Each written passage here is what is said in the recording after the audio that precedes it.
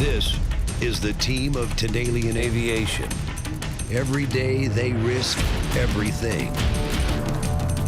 Alaska's treacherous terrain and wicked weather make this the world's most dangerous place to fly.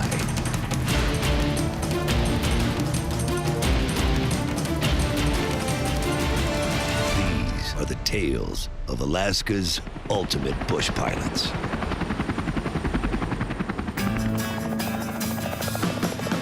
It's not until you fly and go places that you can't access by road, then you see Alaska. Being a bush pilot is hours and hours of boredom, broken by seconds of sheer terror. Man, there's drama in doing this. There's a lot of stuff that happens, a lot of tragedies. But when you land on a mountain out there and you get out of the helicopter and look at what is in front of us, it's amazing.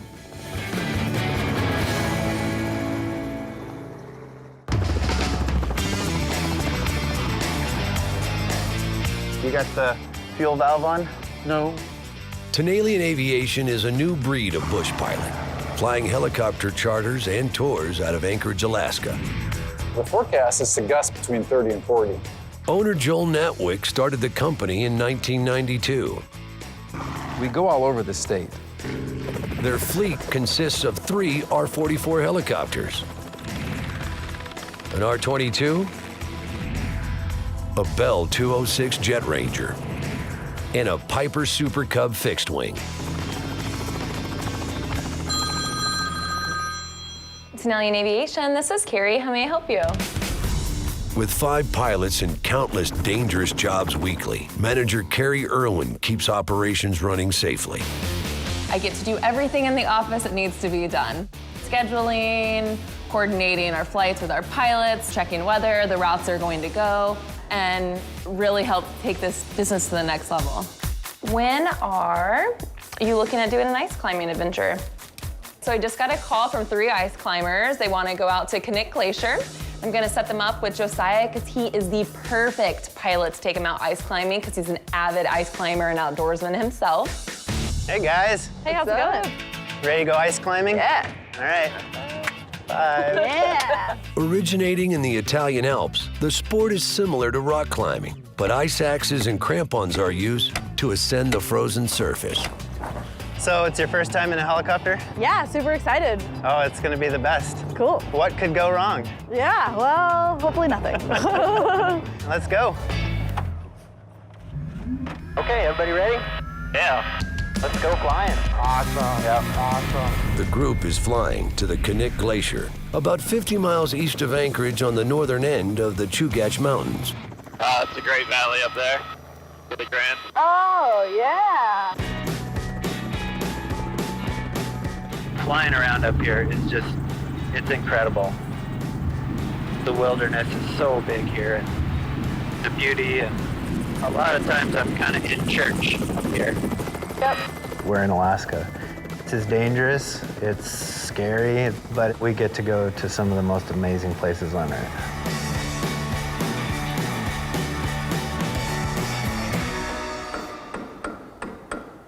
Let me get a couple wrenches. Back at the hangar, Chief Pilot Mark Barker is performing routine maintenance on one of Tanalian's helicopters. This is a 2,200-hour overhaul, so we're making sure all the wiring's good. We just have ended up putting in the transmission, the main rotor gearbox. The big thing we're waiting for now is the engine. When we do these overhauls, we sort of do them in a component fashion and then bring the whole component in.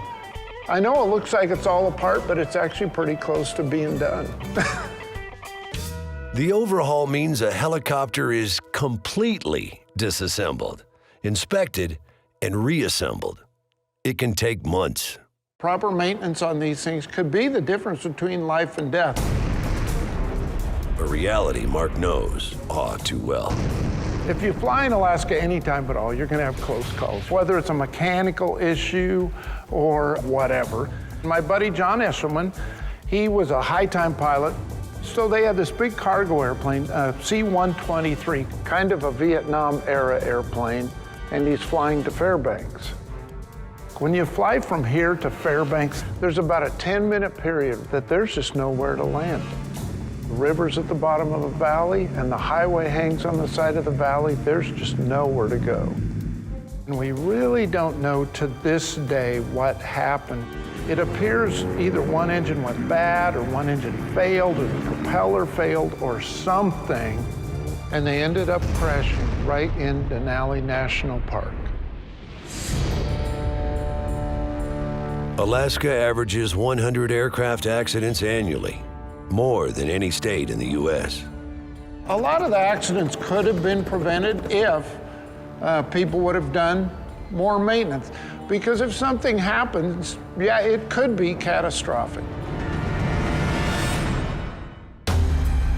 A big reason for Alaska's many plane crashes, the weather, It's a little windy.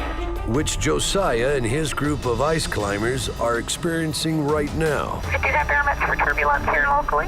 Okay, thanks, Jim. What's that? So normally when we head out to Knik Glacier, we'll start climbing right away and go up and over the mountain. But today, we got high winds and some cloud cover up in the mountain, so we're kind of having to go around a little bit. Flight plans are frequently changed due to threatening weather. A seemingly safe route 1 minute can quickly turn lethal. This is usually the worst spot. It is more dangerous to fly in Alaska than other places. It's the unknowns. It's the weather and the wind and the mountains and all the things you encounter that you can't predict.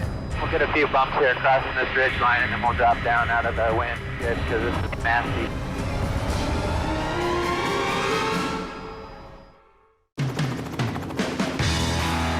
Alaska is not a tame lion. Beautiful, majestic, but not to be messed with. So we fly with the right mixture of let's get the job done, but with caution.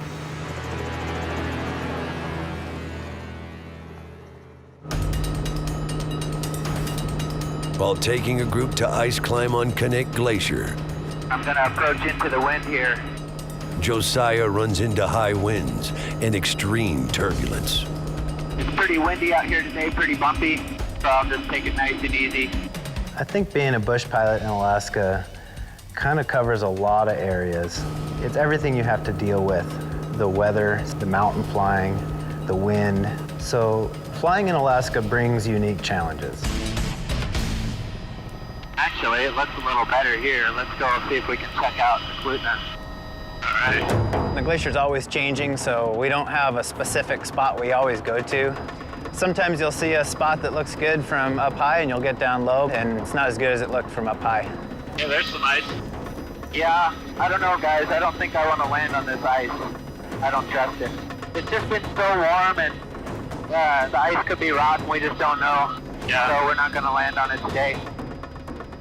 If you land on the glacier in the wrong spot, it can be $1 million mistake. The worst thing that could happen is you land on the ice and break through and go in the water. Actually, let's run up here and check out Hunter Creek real quick. Oh, there's some ice back there. Yeah, look at that. Can you land on like that type of shrubbery stuff there? No, I'm looking for a spot right now.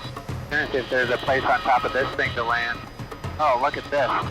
Okay, guys, I think I got a good spot here. Nice and level. Looks like some good climbing nearby. Yeah.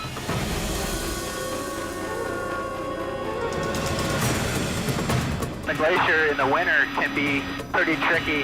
The snow will mask crevasses and holes on the glacier, and you could end up falling right through the snow into a moulin or a crevasse. All right. Ice thickness can be determined by color. Blue is the strongest, light gray to dark black, the weakest.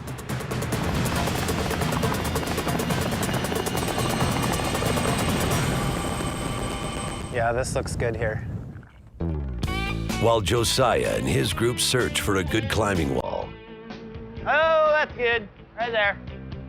flight instructor Johnny Lukens and owner Joel Netwick are gearing up for a training day. Okay, we got the door clear? Yeah, you're clear. Commercial pilots must be reviewed annually, Once you hit, so frequent practice is essential. Joel and I are going to go out to practice for his 135 check ride. One major component of the exam, how to recover from engine failure. We'll go ahead and fill the main up first. We'll top off. Today's test has Johnny in an uncomfortable position. He'll be training Joel.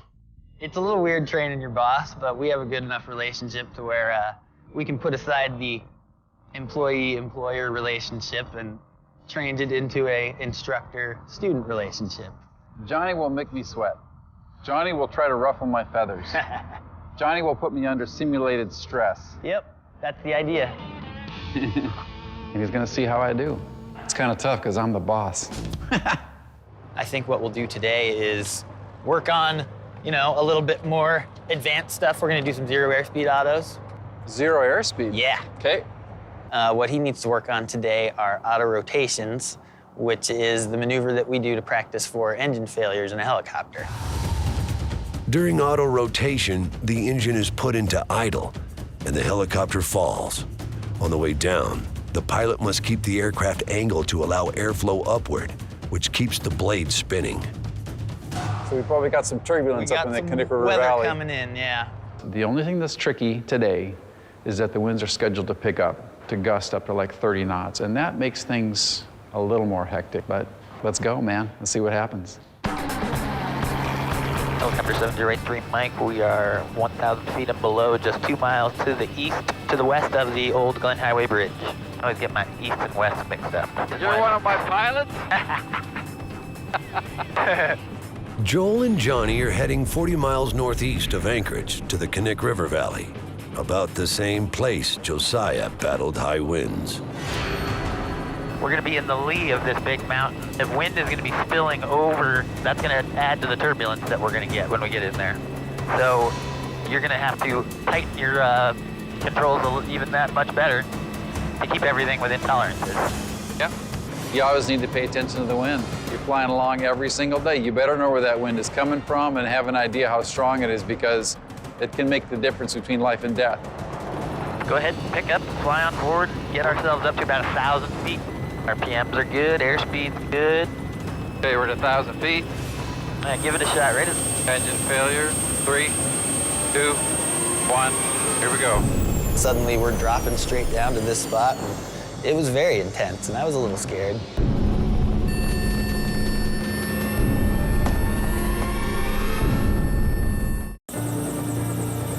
Flying helicopters and airplanes in Alaska brings challenges that a pilot in the lower 48 might not have. Some good, some bad. So you always want to be prepared for an emergency.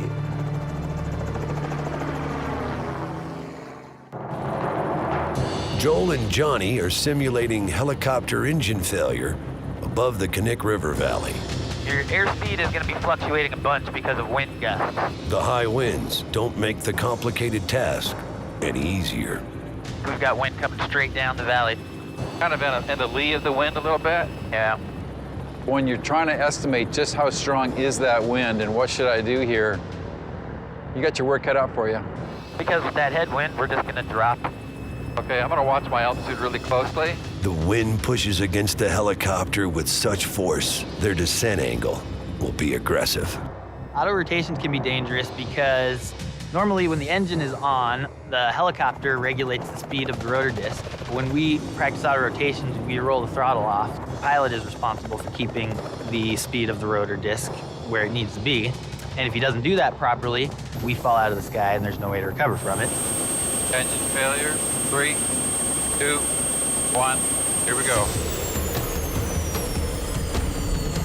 Johnny, this feels so weird, man, coming in this deep, but we got it. I know. We kind of came almost straight down, maybe a 75-degree angle.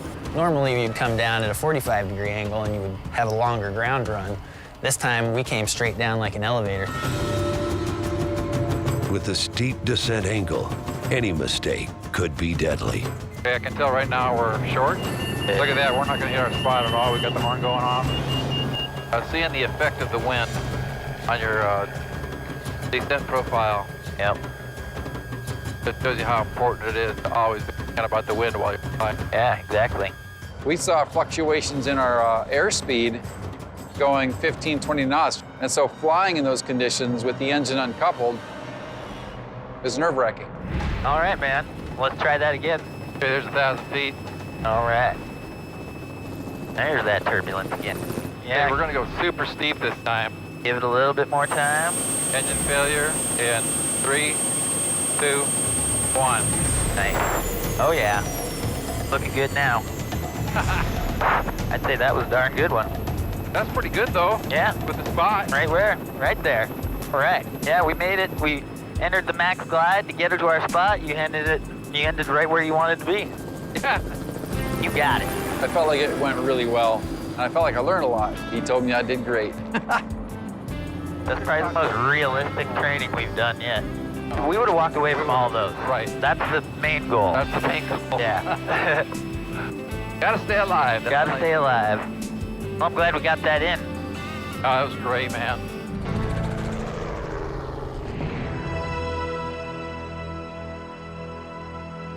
On the other side of the valley, Josiah and his passengers are climbing Knik Glacier. It's one of the largest in south central Alaska, with an ice field 25 miles long and 5 miles wide. How about just this whole wall? This It looks pretty steep, but... Yeah, a bit steeper than you'll get on most any waterfall. When I'm climbing, watch out for ice breaking off. Nice. What we don't want is to get underneath one of these overhanging blocks of ice. Glaciers are frozen rivers. They're always moving. Overhanging ice can break away, a very real danger that often kills climbers. It's gonna be hard keeping your feet on the wall, and with ice. Climbing. Climb on. Oh, got it. Keep your toes pointed straight. There you go. Yeah. Don't turn your heels in. This glacier ice is really hard right now. Makes it tough. It's a lot harder than it looks. Ah! This is not... Ah! Oh boy. There's a lot that could go wrong ice climbing. Anchors can pull out, gear can fail. You have to know what you're doing. Be careful.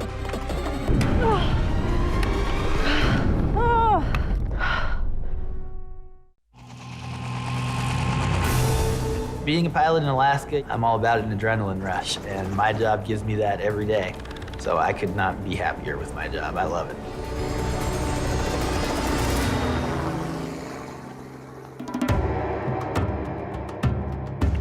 Josiah and his climbers are attempting to tame Knik Glacier.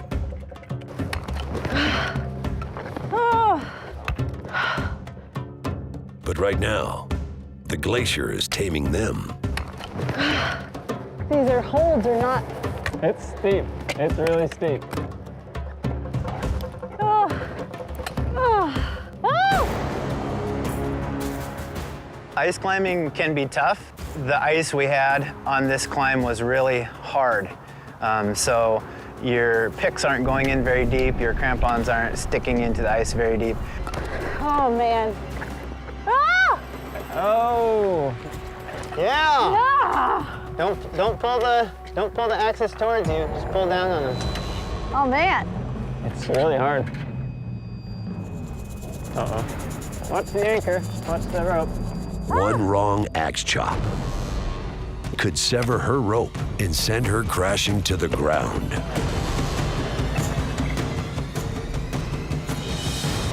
Yeah, just like that. Man, she's cruising. Nice! Woo! Yeah! Nice work! Woo!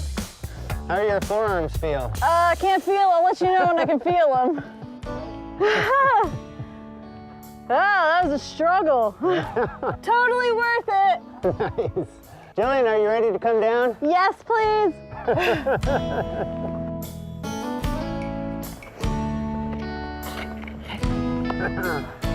Thanks, bud. Jeez, I didn't die. I can't believe you kept moving on that. I like doing tours because I get to show off the state and we get to go to some of the most amazing places on Earth.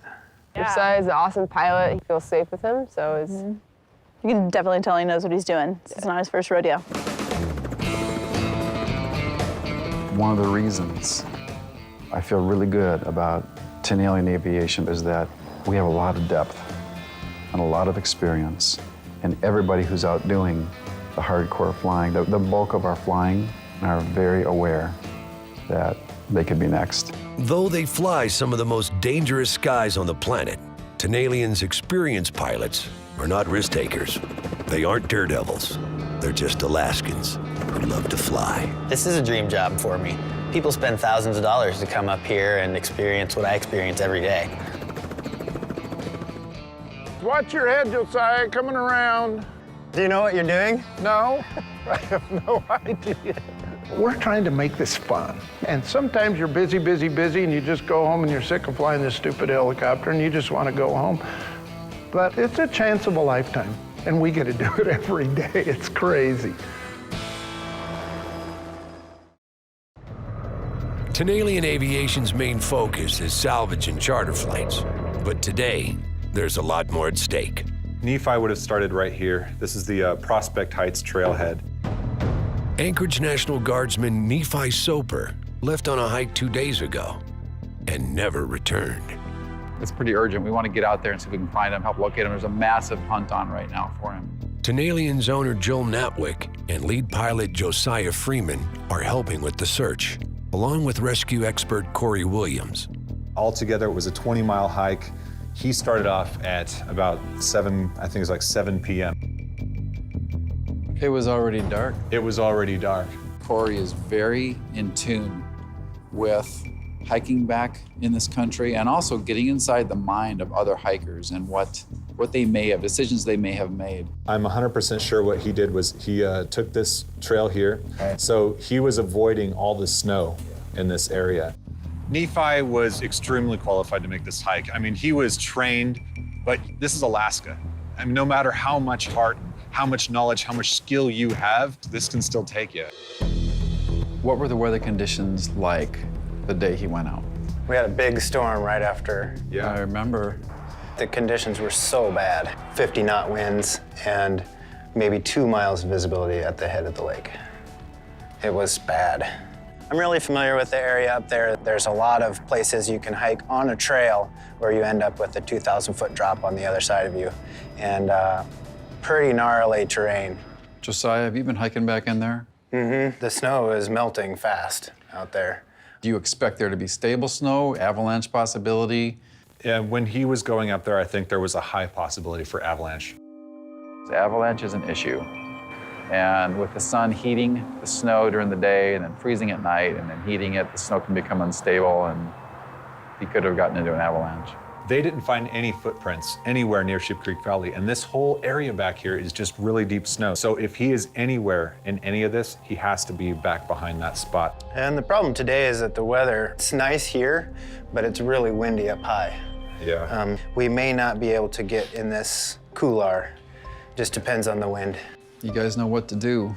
Okay. And just be careful, the wind with the turbulence. Yeah. Let's not make more problems. Yeah. So go out and take it as best you can and look for them, but if it gets too turbulent, get out of there. Yep. There's urgency to find Nephi, but if we run into turbulence that's just too much, we're not going to create a couple of fatalities.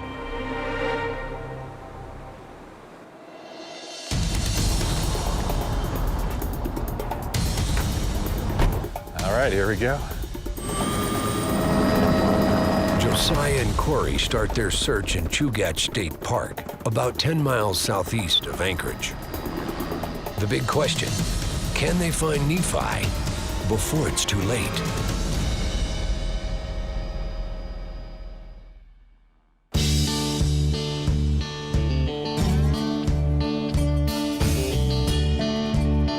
Hey, Pablo. So these are your planes? Well, this is 2 of them. Tanalian's chief pilot, Mark Barker, and flight instructor Pablo Niera are taking to the skies. Man, I love I it. got the Kristen Eagle here, and that's the Long Easy. Not unusual for a couple of pilots, but this ride's a little different. They're flying in one of Mark's home-built planes. I built both of them. How long did it take you to build this? Took me about 3 years to finish it up. It's a world-class unlimited aerobatic machine. Up, down, sideways, anything we can stand, the airplane can do. Mark Barker, it's really into aviation, is one of those aviation geeks, and he builds his own planes, so I feel privileged to fly with Mark today. On this particular one, the pilot sits in the back. So I'll be sitting in the front? You'll be sitting in the front. I don't trust you to sit in the back yet. That's tomorrow. This is the first time in one of those biplanes, and that does loops and stuff, so I'm skeptical about this.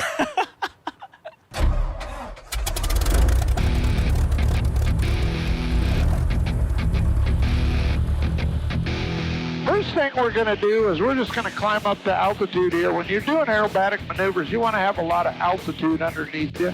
You want a space to recover. Yeah, I want enough room to recover. This is going to be a simple aileron roll. We're going to get a little speed here, and as I pull up, we're just going to send the airplane around in a nice, gentle way, just like this. Whoa! Oh man, that's cool. Look at that. We're coming out of a roll. Wow. We're going to pull up, and we'll push forward and send it around. I don't want to make you sick. But you don't want to go back to town without doing one more aileron roll.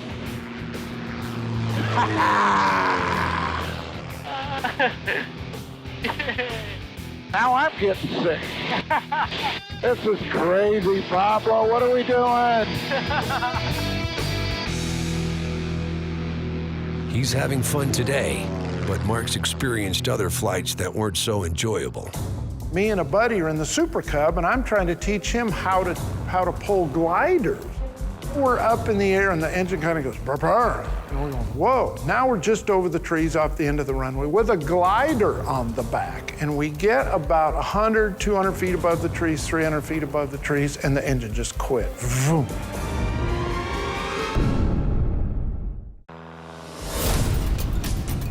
Alaskan bush pilots face danger on a regular basis.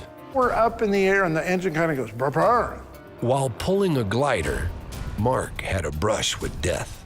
And we're going, whoa. Now we're just over the trees off the end of the runway with a glider on the back. And we get about 100, 200 feet above the trees, 300 feet above the trees, and the engine just quit. Vroom.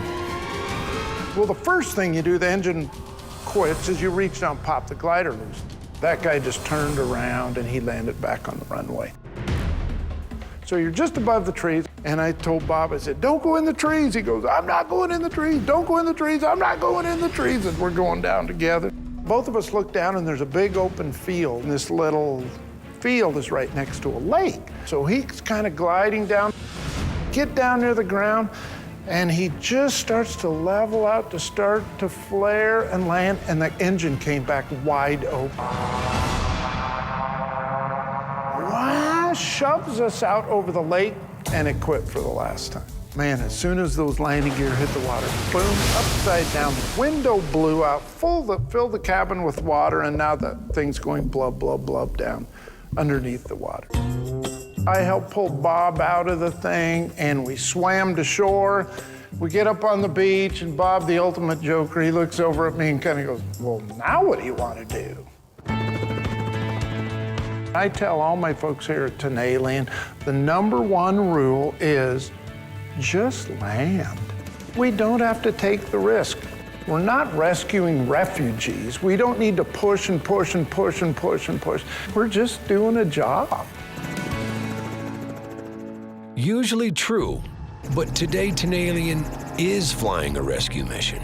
The original search took place starting here. Pilot Josiah and rescue expert Corey Williams are scouring the Alaskan landscape for a missing hiker. Where do you want to start? You want to see if we can climb up the ridge where you think you went first? Yeah. Nephi Soper disappeared in Chugach State Park 2 days ago. Rescue personnel are working night and day, but still no sign of him. I'm a big hiker myself. I understand the area. I understand the risks, the dangers. And so, you know, I feel like I can relate to him and the way that he did things. Okay, so this is the trail that he was on here. Right. We're on the right track here for sure. My hope today is that we can get up there and at least circle around the area that I believe he's in. I'm hoping we can find him today. Every hour that goes by, diminishes our chance of getting him back successfully. We've got to get back there. We've got to find him as soon as possible. Big updraft there. Oh, these drops are major. We're at 2,000 feet right now. The higher we climb up here into the mountains, the more the wind is affected by the terrain as it comes over these peaks, and you get more downdrafts and more turbulence. Josiah is smart enough to fly in, poke his nose into it. If it gets too rough, he'll get out of there.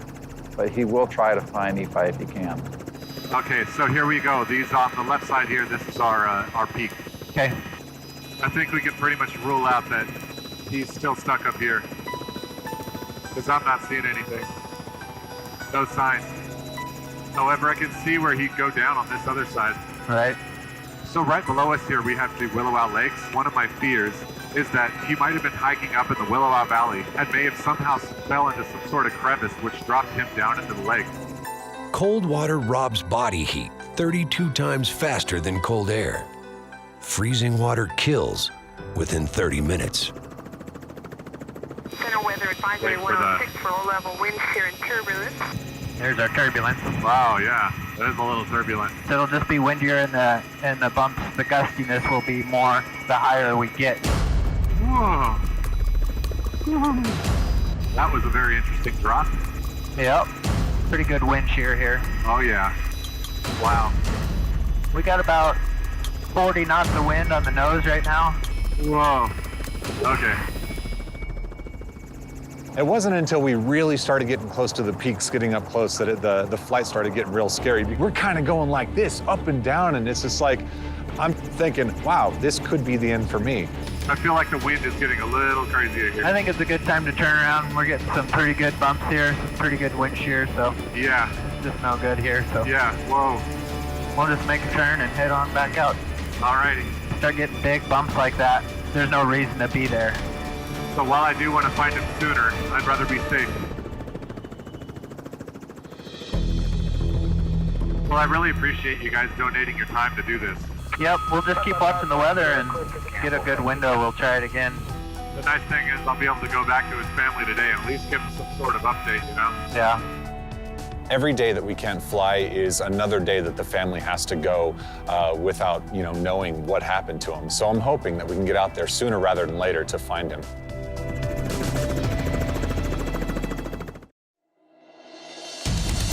Corey's coming in this morning. The Tanalian crew and rescue expert Corey Williams are hunting for a lost soldier. Nephi Soper was a guy that was working out here for the National Guard. One night he decided to go take a late hike, and it was a 20-mile hike through the mountains, but he didn't return to report into duty. Is anybody on the ground? Yep, they've got ground crews searching. Josiah and Corey went up yesterday looking for him, but high winds forced them to turn back. There's some urgency because the weather's changing fast. It's still windy, but it looks like a little break.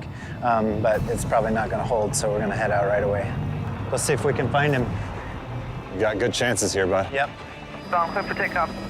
Josiah will go and do what he can today to get in there with Corey. But rule number one with all of my pilots, don't crash. We're not going to push it. So on this trip, I think what I want to do is head straight back into that area where we can see that ridge that I believe he went over. Yeah, okay. They're searching Chugach State Park, just 7 miles east of Anchorage. Although close to town, the area has 280 miles of trails, reaching deep into Alaska's wilderness. Nephi has a lot of training in cold weather conditions, and that's why I think there's a good chance he's alive. The biggest problem after Nephi went missing was that it was really windy. Flurries would come in and just snow the place out. Yeah, there was no visibility. So it's really hard, even if he did find a place to, hunker down, he had to keep moving. Another thing we need to do is keep our eyes out for footprints. Okay. So here we are, we're on the backside of this steep pass that he might have come down. So the biggest problem I'm encountering now is the fact that there's so many black spots. So many spots here that look like they could be legs, they could be arms, they could be just somebody laying in the snow, but it's like there's a rock. That might be a bush. Hard to tell. So we're looking for a guy who's wearing dark pants and a camouflage jacket. So really, he's matching in with a lot of the rocks out there. So the problem is we need to get down really close to the mountain to be able to look. There's a billion things that could go wrong. There's a big avalanche that ripped out right there below us. Oh my gosh. Big avalanche. Oh my God. This area is scary, I'm not gonna lie. In the past decade, 38 people have died in Alaskan avalanches. The most dangerous time of the year?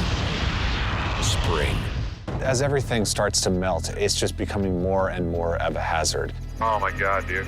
You know, even though there is a chance that he's stuck in an avalanche, they are survivable. I mean, if you get stuck on the top of it, if you're able to at least pull yourself out of it, I mean, there is a chance that you can climb your way to safety. Oh yeah, it's the real deal.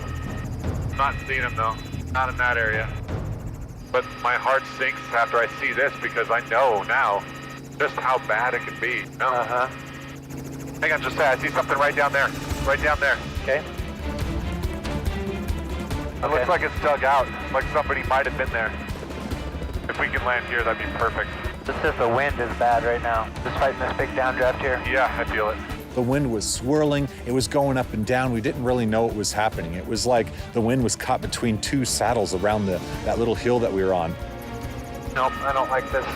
That's scary. Yeah, I gotta pull out of this. Boy, the wind is just so weird here. I've never seen anything like this. It seems like it's spinning all around, swirling.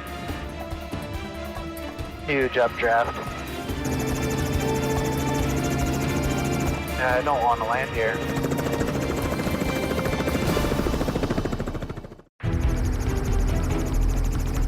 Hang on, just I see something right down there. Right down there. Okay. If we can land here, that'd be perfect.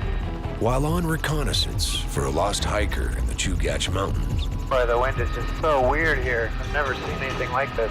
Josiah and Corey are battered by erratic winds.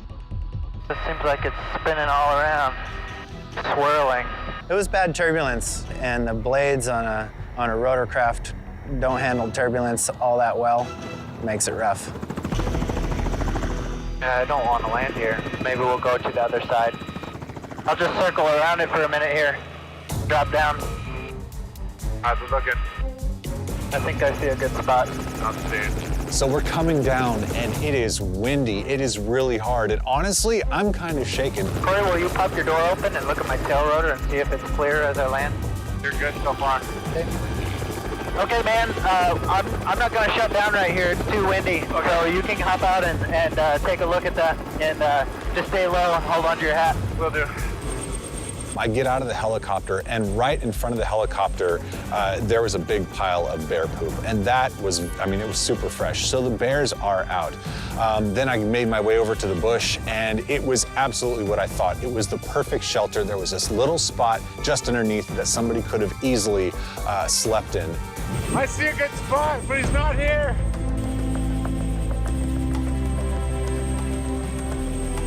Unfortunately, we didn't find him or any signs of anyone, but, we tried. When you think you see something, obviously you get excited. You get your hopes up, but it wasn't him. Yeah, man, it's getting bad out here. It's getting windy, and it's coming down right in behind us. Let's get out of here. All right. Let's look again tomorrow. Good idea. I am sad that we didn't find Nephi, but, I'm not giving up. It's just going to take more time, that's all. I just hope we can find him before it's too late.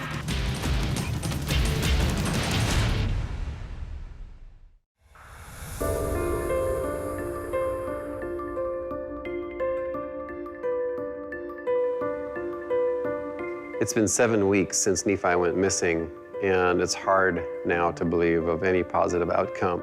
When it's 1, 2, 3, 4, 5, 6, 10 days, maybe there's a chance, but now it's just been too long, and the state finally called it off and said we're in a recovery mode now. Yeah, it's unforgiving out there, especially he went at night and then that storm rolled in, and man. If and when the family comes up, I'd like to give him a flight up there. Show him where he was, what he was doing. Yeah, I would want to know. Yeah. I try to put myself in their shoes. I'm not sure how you deal with it. It's just tough.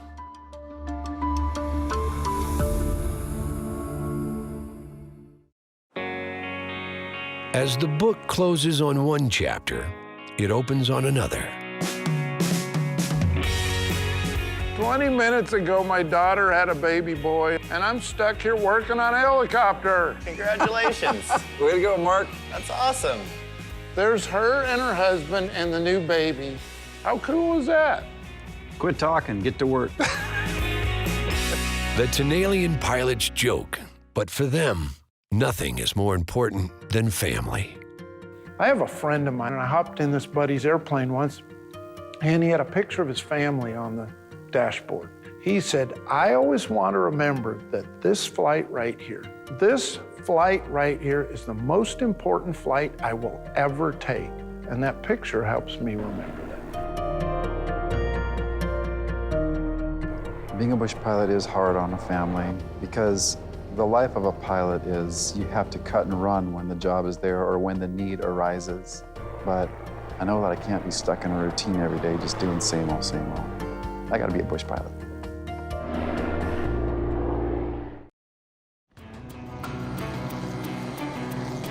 That's all I got for you. Thanks for the mail you want to grab. Thanks, Jim. Yeah, this is awesome. With over 250 remote villages, Alaskans rely heavily on air transportation. Here, we got some stuff from Island Air for you. All right, thanks, Pete. Between private and commercial pilots, hundreds of flights occur daily. With that much air traffic, crashes are inevitable. One of the things Tanalian Aviation we're known for, and Joel Natwick specifically, is our aircraft salvage work. I've probably gone and got 30 to 40 airplanes over the years. All over Alaska, there's a high demand for guys like us. Even though the crash might be significant and it might be a bad crash, a lot of very expensive parts do make it through. Headset's $1,000, the Tundra tires can be $5,000, and on and on. All right, so we got the coordinates. We're heading up near Yentna. We just got a call that there was a Super Cub that a guy crashed into the trees. He was flying in kind of bad weather. Next thing he remembers is waking up in the hospital. The pilot was lucky. Alaska averages 100 plane crashes annually. 1 in 10 are fatal. It sounds a little iffy where it's at and where it landed. So we're doing a scouting flight to get out there and see what we're gonna need to get the thing out. We'll find a landing zone, places to stage fuel, and set down. Perfect. We have the coordinates that were provided by the Rescue Coordination Center, and they have said that the airplane should be within 400 yards of those coordinates. Okay, let's do it. 2 big fat guys in a helicopter. 2? Mark and Joel are headed to the remote upper Yentna River, about 80 miles northwest of Anchorage. Welcome to Looking for Crashed Airplane. Out where this wreck is, we're in the middle of nowhere. It's about as far from any road system, I think, as you can get. There's a good amount of snow out here. One of the things that's difficult is we're looking for a white aircraft in the snow. It's going to be tough to find. Okay, we're going over the spot right now. Let's just keep going straight. Vinny's close to these hills here. Yeah. Man alive, this is the hard part. Okay, the trees are really thick, right? Yeah. And every tree that's fallen over looks like a wing to me. It's got to be in here, Mark. Man. We got to find this thing. Man, I feel like an idiot here. Let's just go this way for a little bit. I'm going to pull up the coordinates. Let's make sure that the coordinates are in there correctly. Yeah. GPS coordinates are critical for any operation like this. So if I have one number off, it could be hundreds and hundreds of feet. Being off by a couple hundred feet might mean whether we can find it or not. GPS finds your location by communicating with 4 or more satellites in orbit. Okay, we are 0.6 beyond our point. Yeah, I think the guy sent us wrong coordinates. This is when it gets frustrating. Man, maybe it's in the next stand over. Yep. Let's go all the way into those trees over there. I got it. I got it right off my nose here down low. See that big tree right there? The big green tree? I see it. That is hard to see. You need to log the best landing spot that's closest. We can't land right on top of the wreckage because it's in the trees. So we're gonna have to land about maybe a quarter mile away and walk in through the woods to get to it. Is this okay? Yeah, that's good, man. All right. Joel can't see the crash location from the ground, so Mark goes back up and acts as Joel's eyes in the sky, leading him to the crash site. But as soon as Mark gets in the air, the plan goes awry. The trees are so dense, he can't find Joel. Where is this thing? I'm looking on the ground to see if I can find him. Man, I can't believe this tree cover is so thick. It's tough. This is tough. Yeah, I'm gonna have a hard time keeping track of him. I kept seeing a helicopter going around and flying by, and I figured out what's going on. He can't find me. He can't see me. Maybe he's having a hard time finding the wreck again. I don't know. But man, the tree cover's so thick, I'm losing his tracks in the snow. I'm gonna get a fire going, get some smoke. Try to help Mark find me. Yeah, good smoke. I'm looking on the ground to see if I can find him. There. That's what we need right there, man. It is so hard to see here in the trees. Now, hopefully he's looking in the right spot. This smoke has got to get above these trees. Here it comes. I think he sees the smoke. I'm gonna get out in this clearing. This is crazy.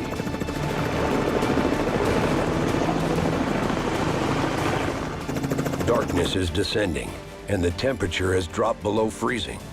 Making matters worse, they're burning up precious fuel needed to return home.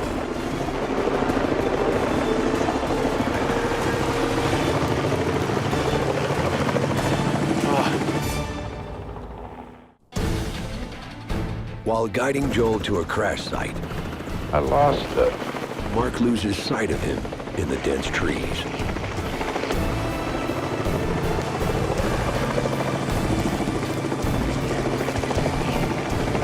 Well, that's weird. I smell smoke. But I look down in the trees and I see a light column of smoke coming up through the trees. Yeah, there we go. Let me divert over here. There's the fire over there. I know what he's trying to do. He's showing me where he is at, knowing that I lost track of him. Okay, there he is. I'm gonna hover over him. I see him down there. I'm gonna hover over him and point toward the wreck, point my nose toward the wreck. And I'm just gonna slowly hover that direction toward the wreck. He's coming upon the wreck. Oh, there we go. Okay, I got the wreckage. Man, that thing is mangled. I'm walking up to the wreck thinking, how in the world did anybody survive this? It's just pancaked in. It's demolished. The cockpit is about 50% the capacity or the size that it was.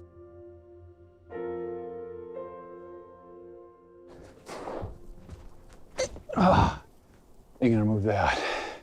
Getting this out of here is to come in and finish taking that wing off. And then I'm probably going to cut the fuselage where it's twisted like a dish rag and sling what remains of the fuselage and this engine out in one load. We can do it. With a salvage game plan in place, Joel returns to the helicopter, a quarter-mile hike in deep snow.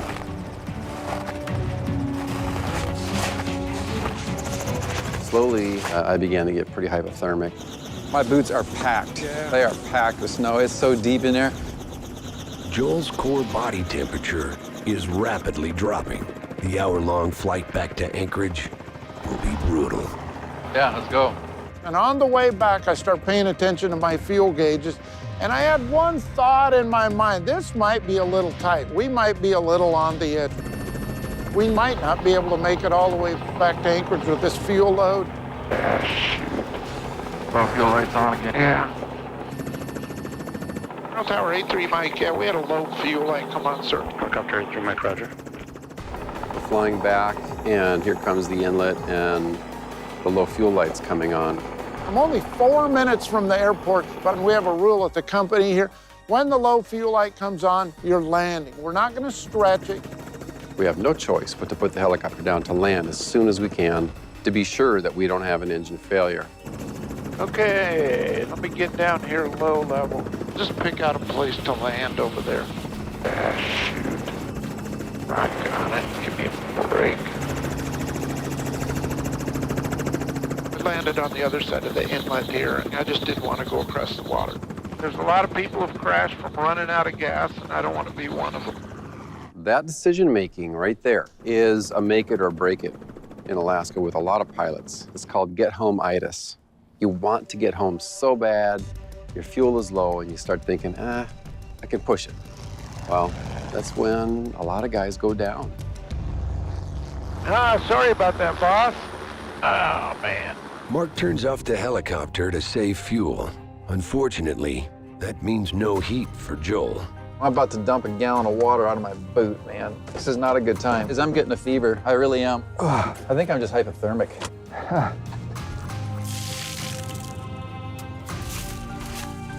I'm gonna get back inside. Even this tiny little breeze we got is something I don't need right now. Mark makes an emergency call to the hangar. Hey, Pablo. Mark here.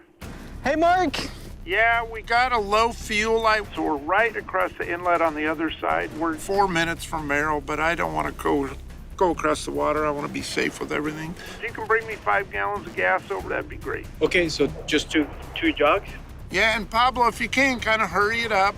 We're right over here, but Joel's really cold. He's been walking through the snow a lot, and if you could rush it up, that would be great. Okay, cool.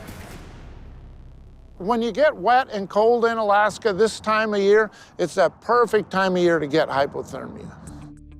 You doing okay? Really cold. You know, I can keep this thing running for the heater. You want to do that? No, he's only bringing 5 gallons. I'm staying in here sheltered from the wind just because of hypothermia. Yeah. Hopefully Pablo gets here quick because it is cold. It's getting dark out. I'm wet. And we are literally in the middle of nowhere. And we need to pay attention and be careful, because anything could happen.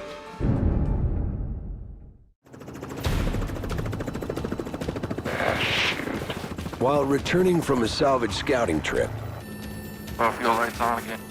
Joel and Mark almost run out of gas. Just pick out a place to land over there. Pablo is bringing them fuel, but time is of the essence. Joel is becoming hypothermic. This is not a good time, because I'm getting a fever. I really am.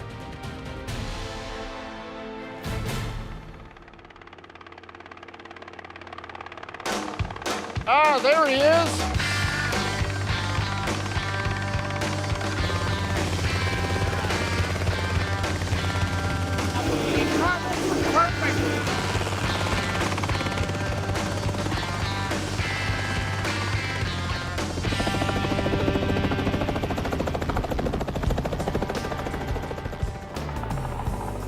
And we're able to get going. Sorry about that, boss. It's nicer to be sitting here than swim. Yeah. I try to go out and get a job done safely.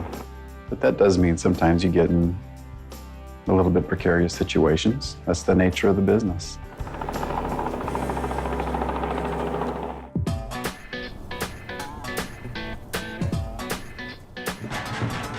Okay, guys, here's the pictures that I took when I was on site. Salvage jobs are unpredictable, so a detailed plan of attack is crucial.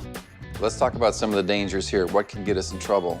I'm not that experienced slinging. I've done a few jobs, but I've never done one in the trees. You're gonna have to really be technical and come up real straight to not start snagging branches. Yeah. That's gonna be brutal. This can be a dangerous mission.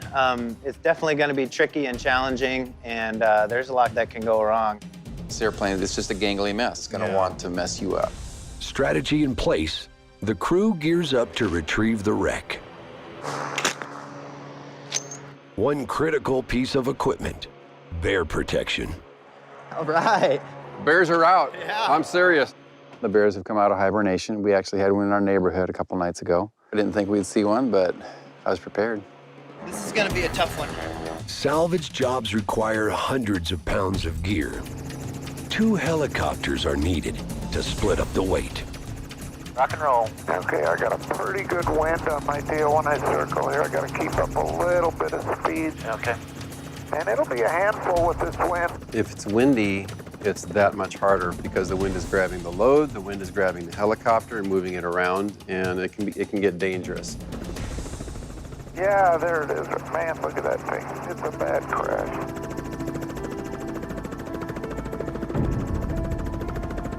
Holy cow, that is a crash. I cannot believe the guy survived that thing. Man, that is a tight spot. Bucky, you're so good. Yeah, right. How are you feeling about it? I'm scared. Yeah, I'm glad you're doing it, not me. It'll be interesting to see what it looks like from the ground.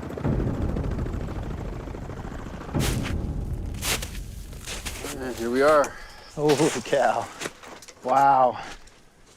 Every time you go flying, you think about where you're gonna land if you have an engine failure, and you take the risk of crashing every time you leave the ground. So it just kind of brings it home when you walk up on a wreck like that and see it. That's fuel coming out. Yep, that's not good. No, fuel in it? there's fuel coming out. Untangling the wreckage from the tree requires cutting the plane into pieces. One spark could ignite the aviation fuel and cause an explosion. Okay, ready?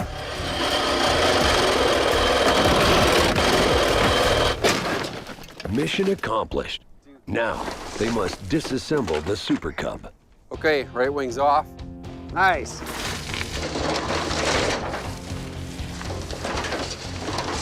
I think this is frozen into the ground, actually. Oh, okay. We may have a real job on our hands. Okay, the prop's off. There you go.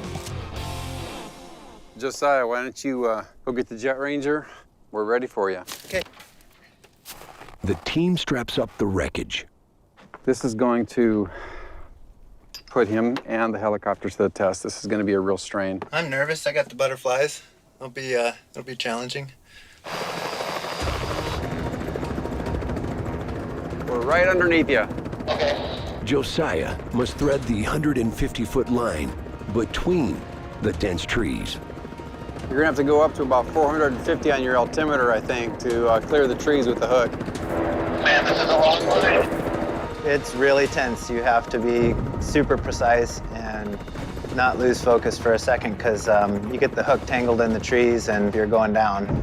If that hook lets go, bail, get out of the way. Oh! If the load is too heavy, the line could snap, and 700 pounds of debris could fall on Mark and Joel. Okay, you guys be careful. Okay, Mark, get out of there.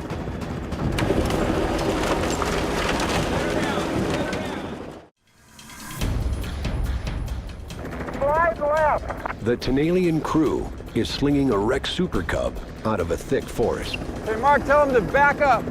Back up just a bit. The 700-pound load is taxing for both the helicopter and the pilot.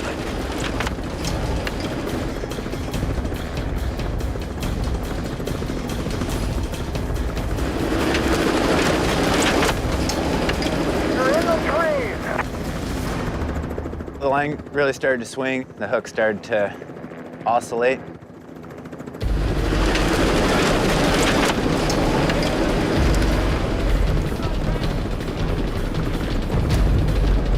Once I got the weight of the fuselage on the line, you're looking at the load and you're glancing at your torque gauge, and it was right at 100% picking it up.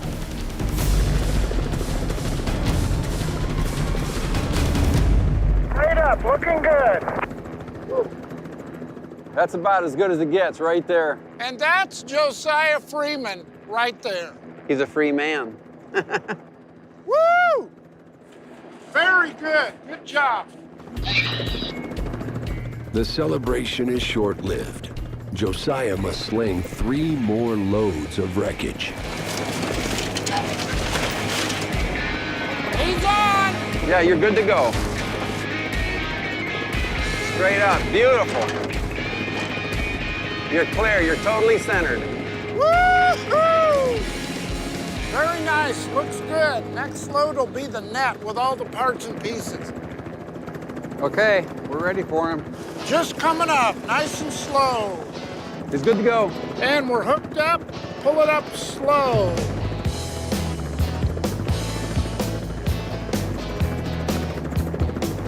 Be careful. And you have the weight.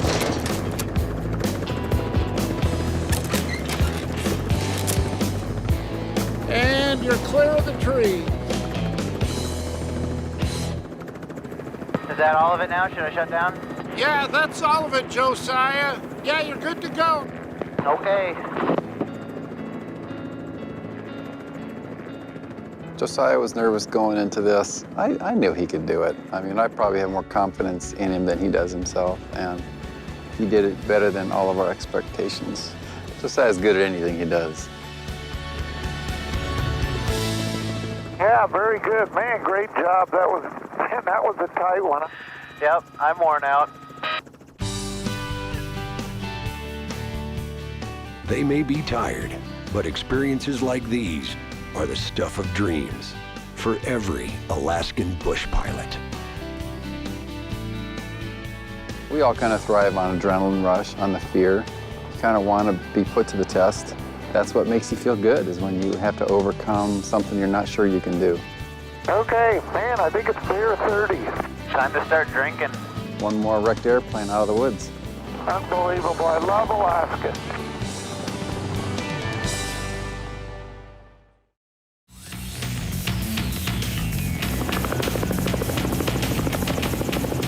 There's some moose right here. Left-hand side there. Oh yeah, look at her. Alaska is a bucket list destination for many. Holy cow. Yeah, it is. The Last Frontier draws visitors from around the globe.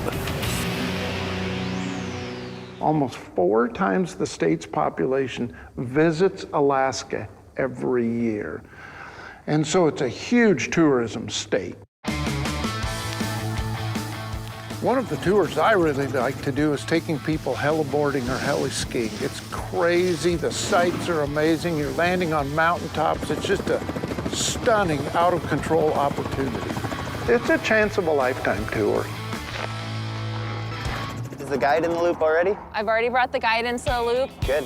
Tanalian manager Carrie Irwin books these special tours. We just got hired by professional snowboarder Mike Bassich to go heliboarding. Heliboarders are dropped off on a mountaintop. They board down, are picked up, and returned to the summit. Essentially, the chopper becomes a chairlift. Just getting in the helicopter is a rush itself. But going out where we're going to go today, out in the middle of nowhere, is kind of like that level of just letting go to feel something very independent. It's amazing Alaska can do that for you. You think you can get us in some tricky spots if you need to? Yeah. Okay, I like that. Lead pilot Josiah will fly Mike and guide Mark Barajas deep into the Alaskan bush.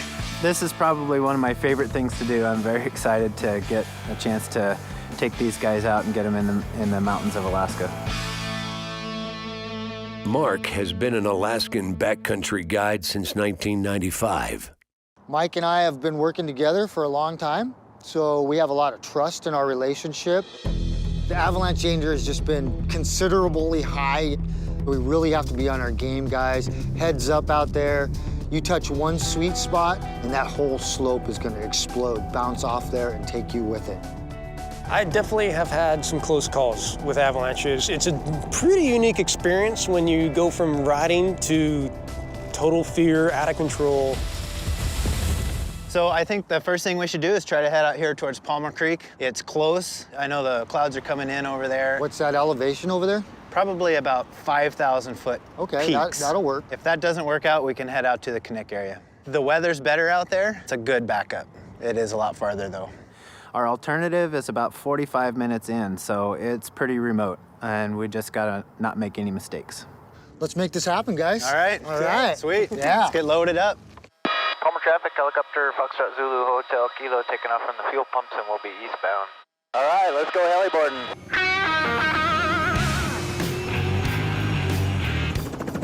The guys are heading to Palmer Creek, 35 miles southeast of Anchorage. Looks like some sheep down low right down there.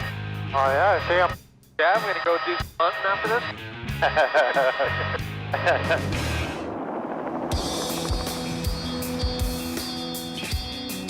this. Being a bush pilot is in the Tanalian crew's DNA. Joel's making sure that this passion is passed on to the next generation. We're gonna climb up to about 1,500 feet and work on spin control. Today we're gonna go flying. Micah, my son, he wants to be a bush pilot. No, I've been flying since I was about 11 or 12. Okay, what do you do when you get into a spin? You let the plane fly. It's kind of been a dream of mine to have one of my kids want to be a bush pilot. And Micah is passionate about it, so I'm letting him get the feel for the airplane with me. Today's lesson, recovering from a potentially deadly spin. All right, so let's go practice. It's kind of like getting into a sardine can. And crank it. Do a right turn, do a left turn. Okay, good. Way back by the bridge now. There. Hey, Micah, you start getting in trouble, that's what your brakes are for. Okay. Teaching Micah how to handle emergencies is paramount for Joel. He's seen his fair share of trouble in the air and knows what's at stake. I was flying out west of Port Ellsworth, so I was crossing a ridge at a 45-degree angle, but slowly was fighting the wind, the downdraft I was getting into, so my airspeed was dropping. Well, then when I turned away, I probably got a hit of about 60 or 70 knots on my tail, and that's when I went into a spin. And the updraft was so dramatic that it flexed my airframe, my door flew open, the GPS flew off my panel, hit me in the face, and I thought, this is it.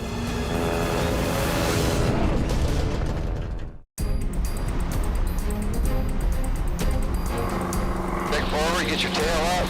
Be ready with right rudder as the tail comes up. Joel is teaching his son Micah how to recover from a potentially deadly spin. It's a lesson Joel learned the hard way. All of a sudden, with a rush of wind, I'm doing probably 180 knots, which is unreal for a Super Cub.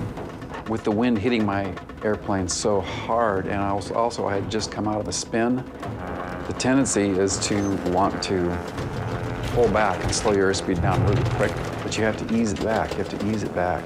Had I recovered facing the hillside, I wouldn't be here. I recovered facing away and flew out of it, climbed really high above the mountains and kept going.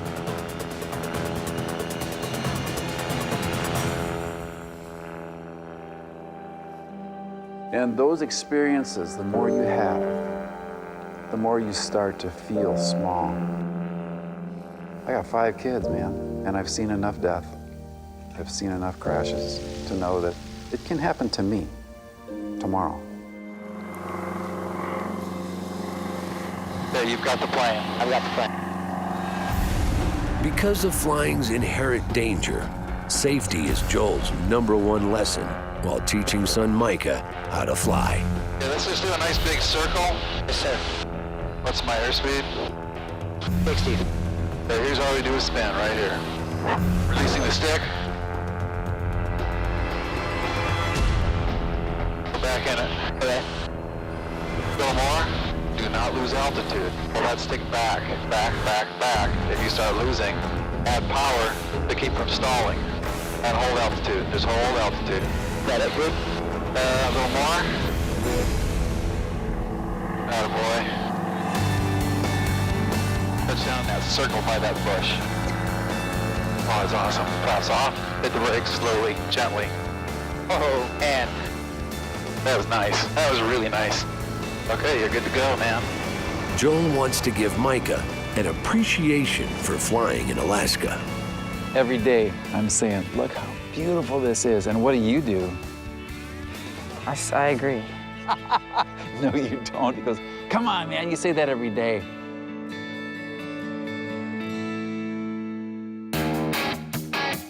Today, the state's beauty is touching the entire Tanalian crew. Oh my gosh, it's so beautiful. Josiah is taking snowboarder Mike Bassage and guide Mark Barajas to Palmer Creek for a heliboarding adventure. We might be able to ride all the way down this valley. Might be the way down here. Alaska is breathtaking, but it also has a dark side. The biggest peril? Unpredictable weather. I don't know, guys, this is where I wanted to get you, but it's, these clouds are starting to move lower and lower. It's building from Prince William Sound and trying to push over this way, so.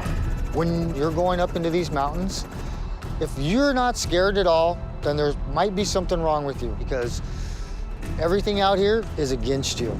And you're in Mother Nature's house right now. Yeah, it's just rolling in right here. We don't want to get in here and get trapped. It looks like we'd be better off trying over by Knik Glacier. I agree, Josiah. We'll just cruise straight across the Chugach Range and go check out that area. Sound good, Mike? That sounds great, man. Safe game. The majestic glacier, north of the Chugach Mountains, is 45 minutes away. I'd like to get in here and make sure this happens before those clouds get in. We don't want them to roll over and take over our day. Now let's get me on one of these peaks as quick as we can before that weather rolls in. Downside to those mountains are it's 45-minute flight. So we are super deep in the backcountry. That's why it's so important to make sure that everybody has an understanding about what kind of situation they're putting themselves in today. Hey, we got enough fuel to stay out here for what we need to? We can stop and get fuel in Palmer. Right on. Flying in Alaska is challenging because you're dealing with remote weather. You're dealing with fuel management. You can't just stop anywhere for fuel. You know, you have to make sure that you can get there and come back. Severe weather and fuel shortages aren't the only threats today. Avalanches are also an unforgiving hazard. I saw this morning the report for avalanche. 2,500 was kind of our sketchy layer. Yeah, we don't want to be anything lower than 3,000 by any means.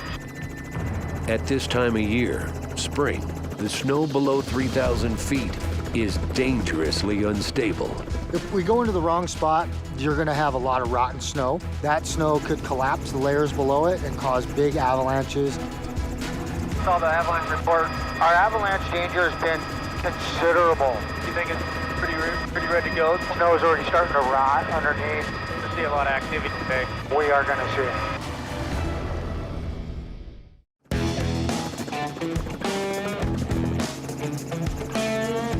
Oh, look at the beautiful Knik Glacier in front of us, gentlemen.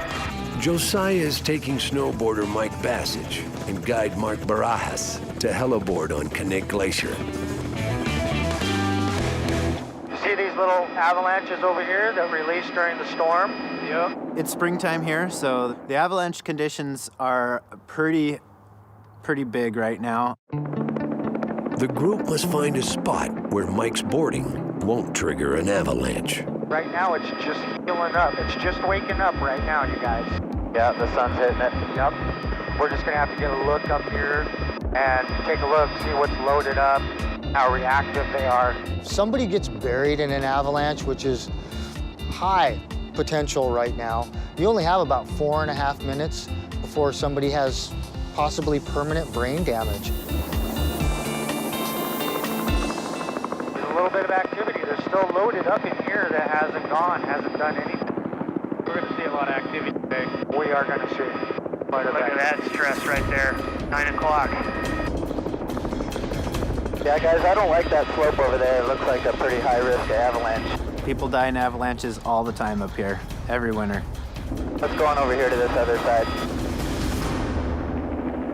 The other danger they face are snow bridges, thin layers of ice that appear solid but hide deep crevasses. See all those depressions over there, Mikey? Yep. Those low spots could be sagging snow with little bridges on them. Those are more terrain traps that could just be iced over. I don't really like this in here. It's just too long of a run and terrain traps. Yep. Too much stuff in there. See this ridge right here, Mike? Yeah, it looks really great to work with. You see this where that's nice and flat? Yeah. It doesn't have as much depressions in it. You haven't seen any fracture lines at all yet. Nope. Got a good run out. There's not much consequences from the left or right. Oh yeah, look at that. Oh, I'm liking that a lot. I'm liking that a lot too. We're at 5,500.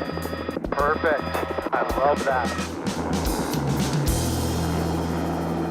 All they need now is a safe landing spot in some of the trickiest terrain on Earth. Oh, the slope's looking nice. You guys tell me where you want. Basically straight ahead, but a little more out in the middle where we're not going to be affected because those avalanches run farther than you think. You know, as long as I have just a spot as big as the skids, we can get in there. A lot can go wrong if you try to put it down on a spot where you really shouldn't. If you mess up, it could be $1 million mistake. I think this is pretty good Right in here? Yeah. Far away enough, right? Yeah. You think you can get us in here? I think I see a spot. Okay, Mike, this spot I'm not going to be able to set it down. I'm just going to tow in right here with my right skid. So a tow-in is where you don't actually land the helicopter. You just kind of put part of the skids against the slope or the ridge line and get it close enough where they can get out safely, but you haven't actually landed. A tow-in maneuver takes skill, experience, and a steady hand. We're right next to a big cornice. You see those rocks right below you, Josiah? Stand by. When these helicopters are landing on ridges, they don't know what's underneath the snow. They don't know how much snow is there. They don't know how far they're gonna sink down. You know, whether one side's gonna have a rock underneath it. So we're all at risk. All right, here we go. I'm gonna get set here, it's coming down. Okay, I got my right skid on. It also means Mike exits the heli while it's still technically in flight. The whole back half of my skids are sticking off the ridge line, so just get out really slow. Anytime the weight changes like that significantly, it'll rock the helicopter, and I'm still just barely touching the ground here. Okay. Got quite a bit of wind coming out over the ridge here. So just hang tight till I give you a nod. All right, go ahead. Okay. Well, I'm just barely teetering here. Okay, clear? Okay, I'm coming in. Is everything secured? Yes. Josiah is dropping off heliboarder Mike Bassage on top of Knik Glacier. Okay, I'm gonna get set here, coming down. Because the ridgeline is so steep, Josiah can't land. He must perform a tow-in procedure, meaning his front skids touch the snow, but his back skids will not. Okay, I got my right skid on. I'm just barely teetering here. This dangerous maneuver means Mike will exit the helicopter while it's still in flight. Just get out slow, Mike. When you get out, just stay right there next to the helicopter, and I'll depart. Gotcha. It's the moment of truth, not just for Mike, but for the two men whose job it is to keep him safe. We're clear. All right, I'm out of here. We'll see you at the bottom.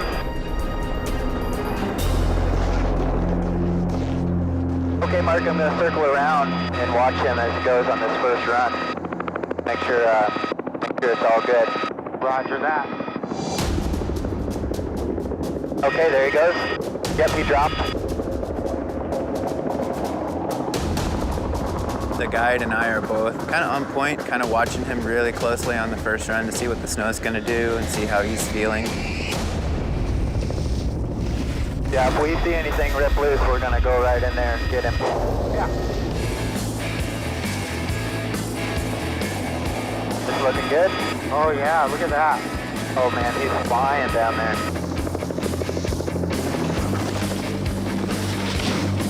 Oh, the snow is so good, Josiah. I know. It's killing me not making runs, but not this way. Me too. That's the life of a guide and a pilot sometimes. I know. He's so smooth and fluid. At any speed that he's going, he makes it look really good. Okay, let's circle back down to the bottom and pick him up. Man, he went fast. This was some fun vertical. For the most of it, I got to just let it flow and have some fun out here. Man, that was crazy. Let's do that again. All right. I almost kind of want my board on this one to go down with him after.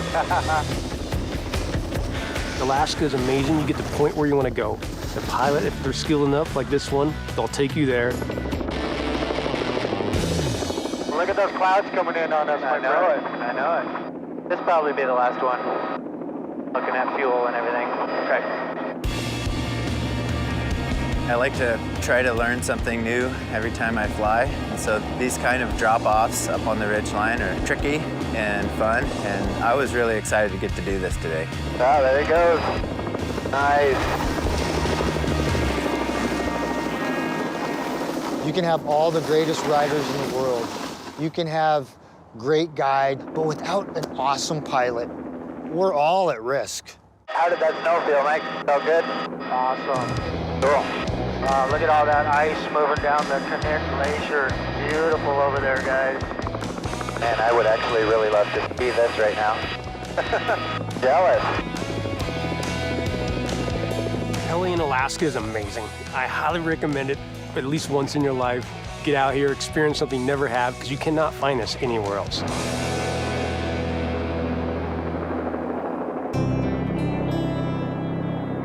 The Tanalian crew are not traditional bush pilots.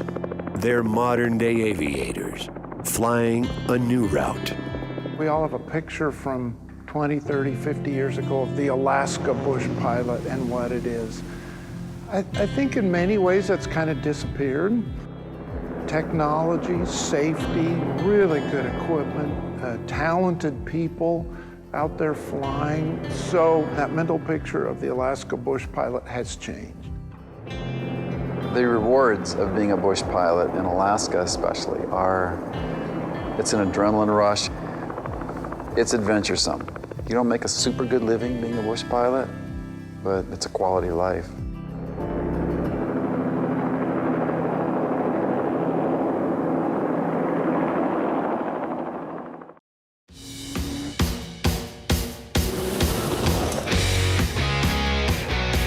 Alaska's abundant wildlife draws hunters from around the globe. Add world-class fishing into the mix, and the last frontier is paradise for outdoorsmen. This is exactly what I'm looking for. In a state twice the size of Texas, with only 5,000 miles of paved road, Alaska is the definition of remote. Though gorgeous, receiving supplies in this part of the world isn't easy. We'll probably do 4 and 4 now, so we'll have all this and 4. Yeah. So aircraft are a lifeline for both residents and visitors alike. A good solution for delivering smaller items, but the only way to transport large equipment? Since we took the engine off, it's going to be tail heavy. Helicopter sling.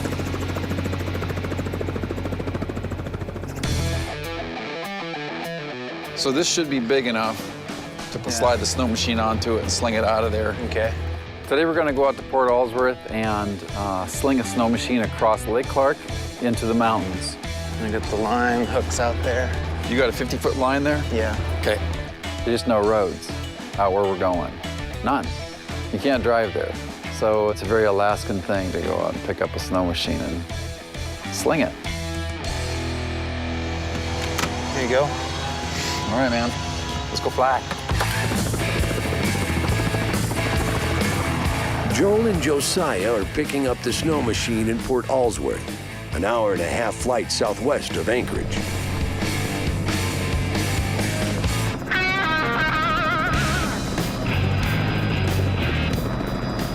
How come we're slinging the snow machine out there? Well, for the past 3 years, Lake Park has not frozen over. So Leon has not been able to drive his brand new snow machine over there. Leon, like many remote Alaskans, uses his snow machine to set trap lines in wintertime. One thing we got to watch out for is the way we rig that snow machine. It's got to be rigged correctly so it doesn't spin as you're going along. So we're gonna make a little platform out of plywood, drive the snow machine up onto the plywood, and then wrap the net up and around and hook to the net. I've never slung a snow machine before, so it'll be interesting to see how it flies. Usually you ride them. Yeah, I know. I've never flown one either. Well, I have been airborne on a snow machine. Yeah, I have too, yeah. Not below a helicopter, though. The weather looks great. The time for snow is over. We're expecting it to be a really smooth flight and a smooth trip. But in Alaska, smooth can turn rough in the blink of an eye. He's moving in. We've got these squalls, these almost like little thunderstorms building over there. What's weird is that looks like snow. It looks like snow coming out of a thunderstorm. It doesn't look like rain, Yeah. precip, it looks like snow. And here we are in May. I know, it's crazy.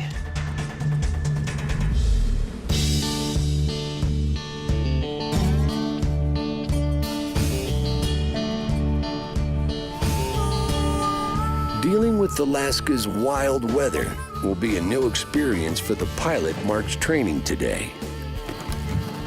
I'm just gonna turn around here so we're closer to the fuel hose. We're taking an experienced helicopter pilot out and teaching him how to land on a glacier. I've been on glaciers before, Okay. but not Have on you ever a landed? helicopter. Not, Oh, no. oh, very good. No, Okay. it's the first time.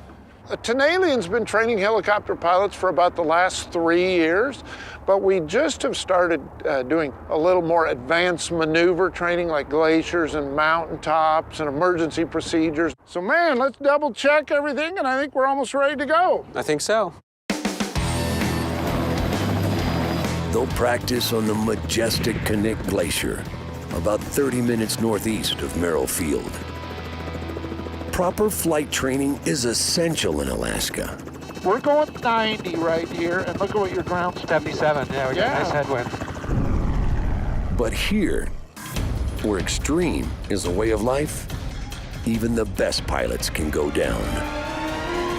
I had a really good friend of mine who was on a search and rescue in a helicopter. He had already picked up the person who needed to be rescued, and he was just transporting the poor person a short distance. But there was a lot of things against him. It was nighttime, and he got in a weather situation that just quickly became bad.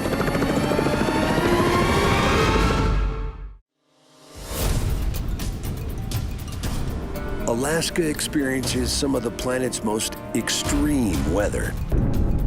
I got my eye on this snow squall. In Alaska, you always keep one eye on the weather. Even an experienced pilot can fall victim to an unpredicted storm. I had a really good friend of mine who was on a search and rescue in a helicopter. It was sort of half snow, half rain, and these little squall lines were moving around. I personally think he flew into one of those little rain squalls. All of a sudden, you can't see anything, and he couldn't keep control of the helicopter and ended up crashing the helicopter.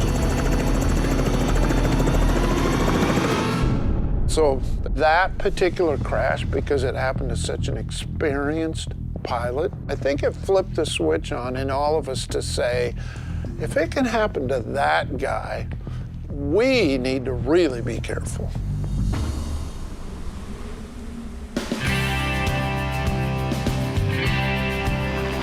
To Mark, good decision-making is first and foremost when teaching pilots. Look how beautiful it is out there. Isn't it gorgeous? This is great. And critically important right now, as he's helping a student learn to land on frozen terrain. What are the things I need to watch out for up here? The Alaska weather is a huge, huge deal. There's airplanes that have crashed just up around here, and they never found them for weeks and weeks and weeks. Ah, okay. Up here, things can happen in an instant. We could very quickly be in a survival situation. When I'm up here in the mountains, I really pay attention to where the wind is at. I can feel a little bit of the wind difference now. Oh, now look at your wind. Feel that down? Yeah, got the down. So don't do too much difference. Just come back on the side a little bit. Glacier makes its own wind. So you tend to get this downflow of cold air coming down the glacier. It can be really challenging. Boy, these cracks are for boating, aren't they? Oh man, they're huge. Oh, look, it's flowing. Yeah, see all that water down there? The thing you're really careful of is you want to make sure you have a solid base under you. Yeah, we don't want to go in the water. Yeah. Let's say that it had just snowed a foot and you came wandering around here and you go, man, this is a perfect spot. Look at this, look at this. And then you come up on it and you land and fall all the way through. These glaciers are very treacherous. It snows up here. All of the valleys, the low spots, all the holes can get covered up with snow. Usually every winter in Alaska, somebody is snow machining across a glacier and runs into one of those holes, and it's usually a tragic end. Let's head a little to the left. See the spot over here? That second gully, right? Yeah, up there, not right here. And just take your time. Take your time. The wind is just crazy gusty. It's right on our nose, but it's swirling around all that crap. Just stay on that. Now, let the skids just kiss. Let them just kiss. Don't, whoa, babe, you gotta push sideways, push side. There you go, yeah. You're not on pavement anymore. Right. Okay, now right about here, let's wiggle around a little bit and see if do we like where we're at. So just wiggle me around a bit. Yeah, that feels good. Yeah, it feels pretty good. Whoa, yep, that's good. That's excellent. Never thought you'd be landing on 2,000 feet of ice? No, not till now. Man, this is fun. Excellent job. Excellent, excellent. Stan's incredible. Man, he caught on really fast. He's a great pilot and did a great job.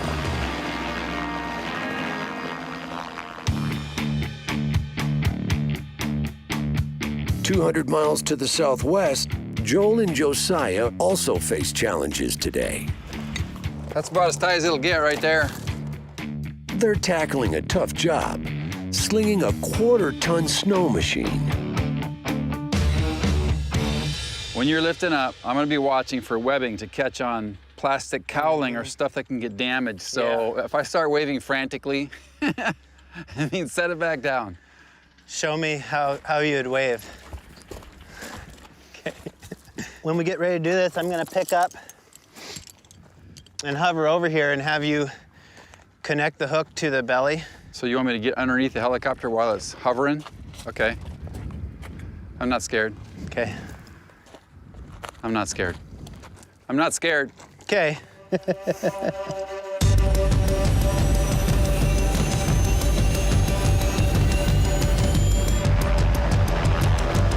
With a 2,500-pound helicopter hovering above him, the slightest mistake could mean disaster. If the engine quit and he came straight down, if the skids land on me, it's game over.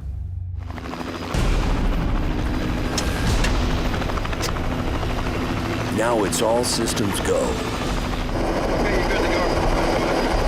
Okay, picking up. Until Joel spots a problem. Okay, come on back down, come on back down. The shackle's twisted, the shackle's in position the wrong way.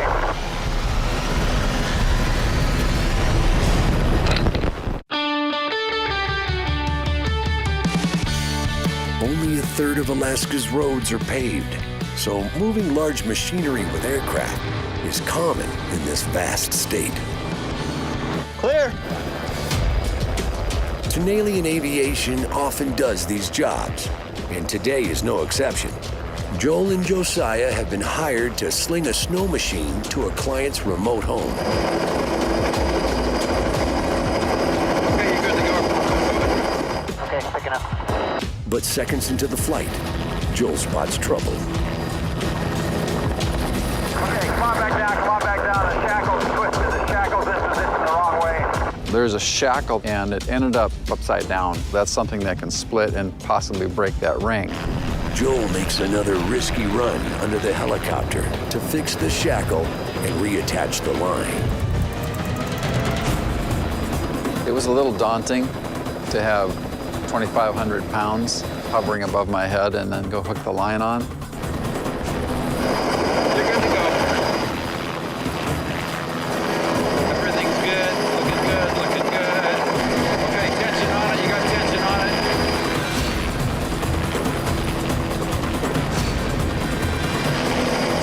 Okay,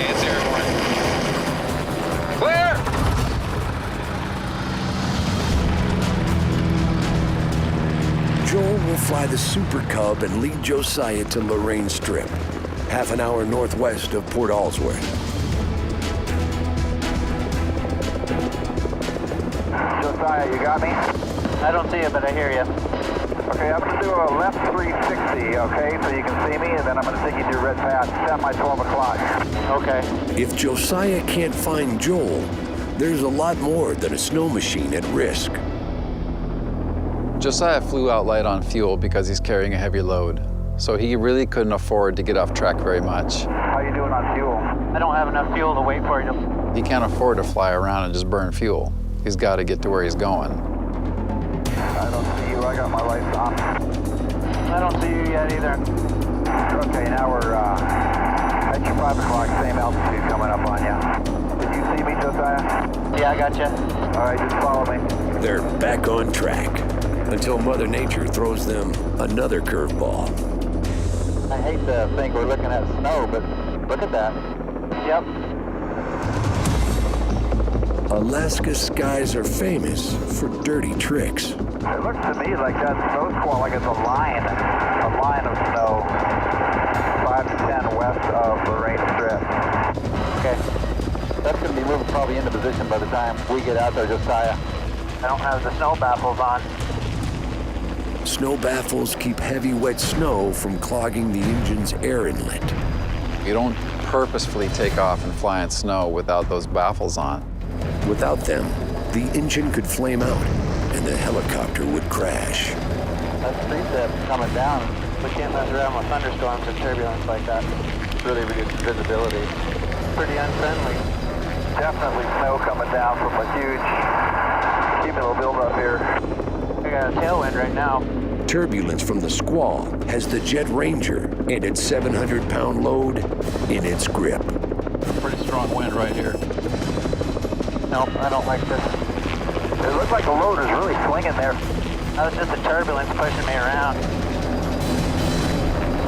I've known of guys that have had loads come swinging right up next to their rotor blades, and that's bad. Seems like it's spinning all around. If necessary, Josiah will punch the load and the snow machine will crash to the ground. Of course, you're always ready to punch off a load if something goes wrong. Your fingers ready near that trigger. Did you slow down to like 10 knots or something? I'm not going to talk to you that much, Joel. I'm just working it. Josiah, you doing all right? I'm not going to talk to you for a minute. If you got to punch and get back out over the water. Okay, Joel.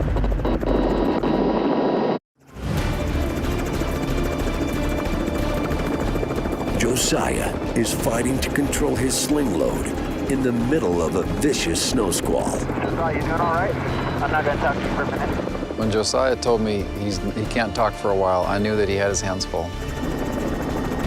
I've never heard him say that before. I can't talk right now. It just makes you wonder what's going on, man. If you got to punch and get back out over the water. Okay. Josiah was dealing with snow and turbulence and a load that was oscillating, and it was a very tense moment.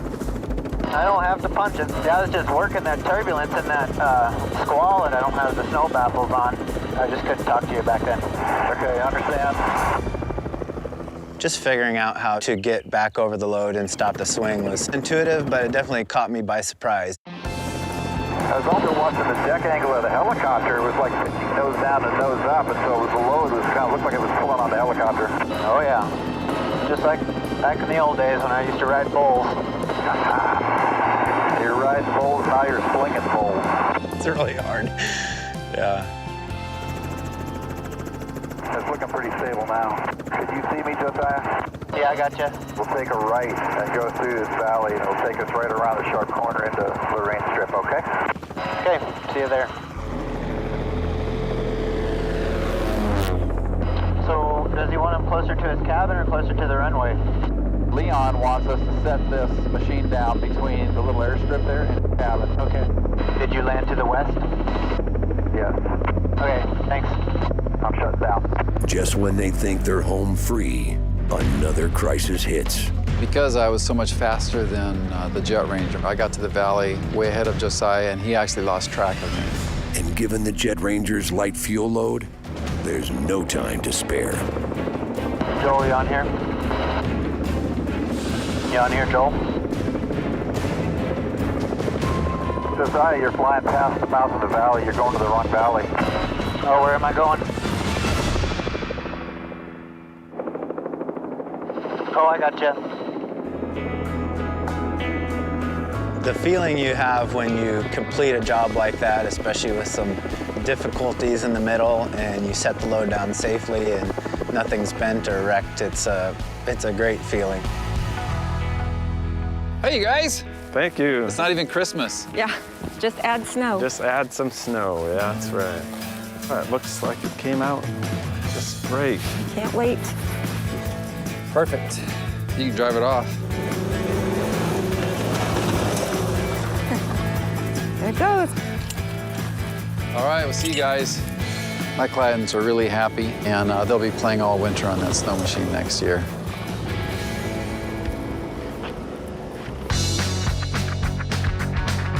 I love doing these things with Joel. He's a great boss, and we have fun together. We just end up doing all kinds of crazy things in crazy places. Good job. Yeah, that went well. You add all these little kind of experiences up, it just makes life worth living.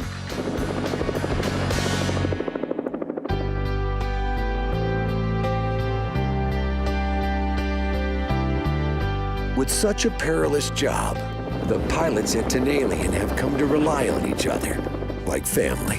Obviously, there's ups and downs like any family, but we want it to be fun. We want it to be happy. We want people to have a good time. We want people to just drop by. If they're driving down the road, they go, man, I got 10 minutes. I want to stop by Tanalian, have a cup of coffee, and see what's going on.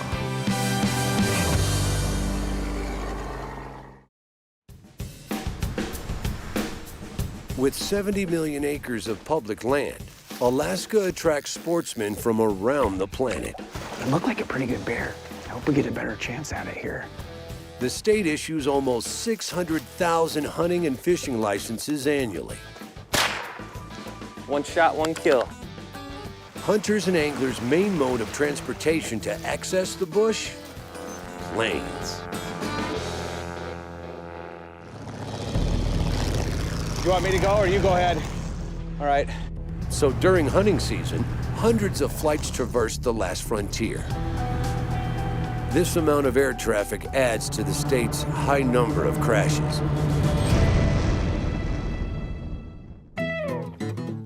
But technological advances over the past decade have reduced aircraft accidents in Alaska. Did you get the coordinates? Yeah, we got them in there. What would we do without GPS nowadays? However, when they do occur, Tanalian's there to clean up the wreckage.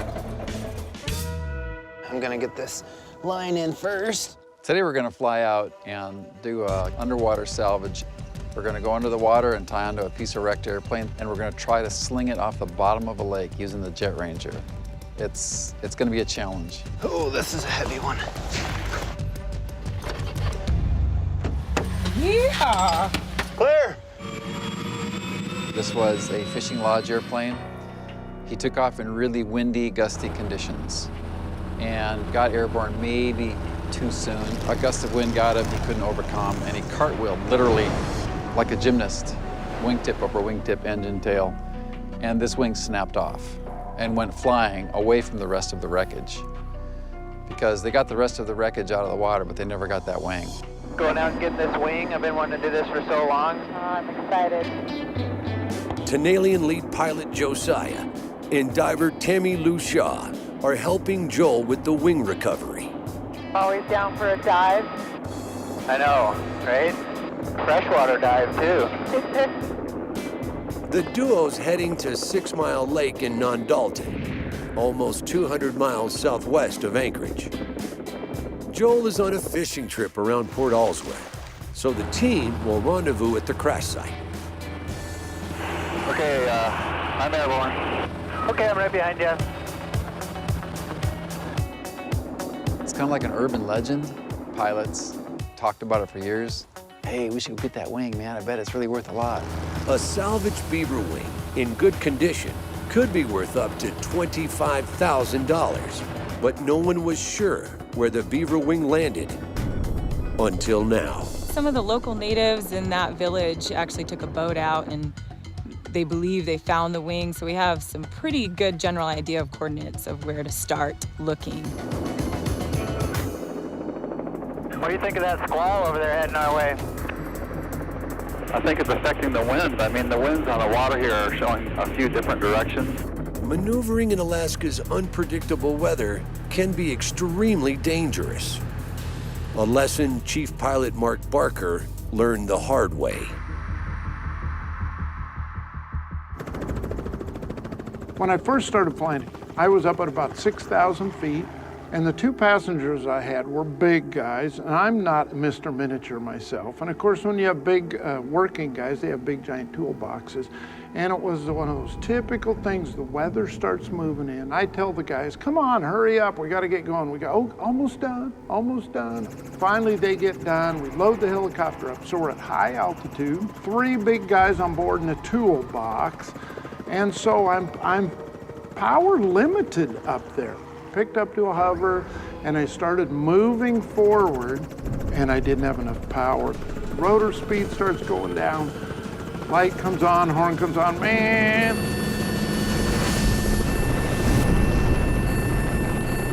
Hey, did you check the weather cameras before we head out?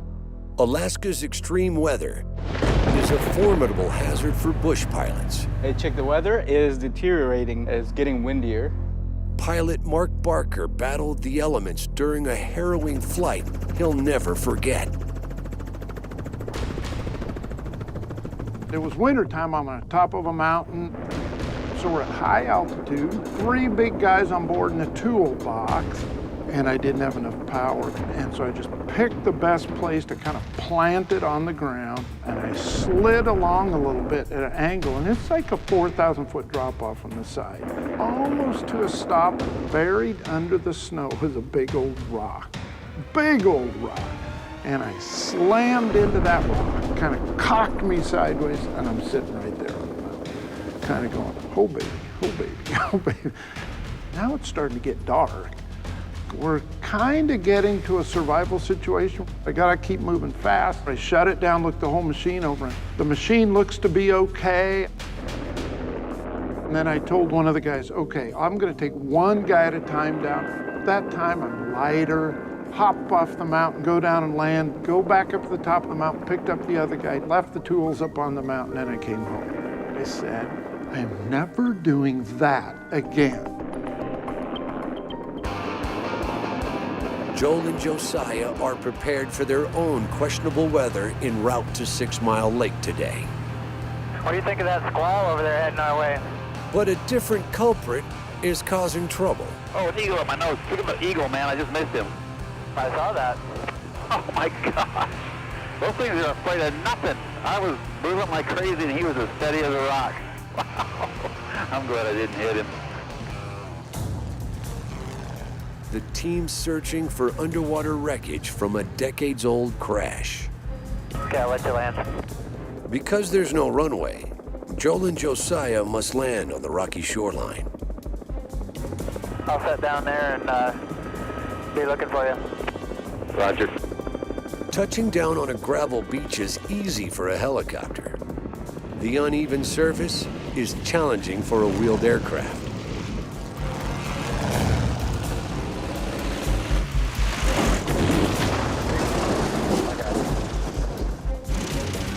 Nice job. That looked good. Okay, I'm coming into my spot here. I see you turning around there.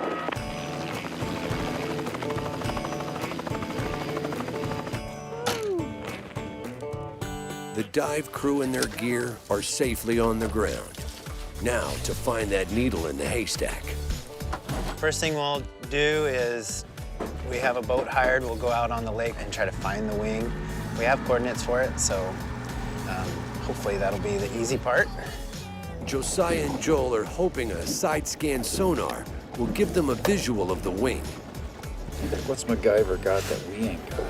The side scan sonar is like a super high deluxe fish finder, but it can actually see the bottom of the lake. It can see outlines of things. This is the eyeball. It's a thing of beauty. And so we'll use that at the coordinates and see if we can't see this wing. We're in 21 feet of water. Okay. And I can't see a thing. Oh, yes, I can. Hold on, man. I'm holding on. I gotta find my glasses. There's fish. There it is. That looks like it right there. Yep, that's it. All right, let's head on in, Chuck. We got it. So how do you want to do this? Do you want to try and take the boat or go from shore? I think it'd be easier to go from shore. Okay. All right, let's get suited up. Okay, can you make sure that's tight around my neck and no hair?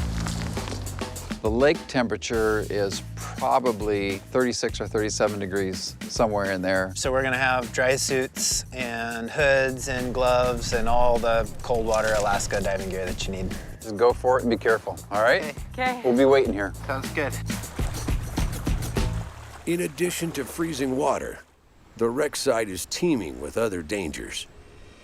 On a dive like this, a wreck dive, there may be a fair amount of current where the wing is. We just don't know yet. Visibility is another issue. Could be zero visibility down there.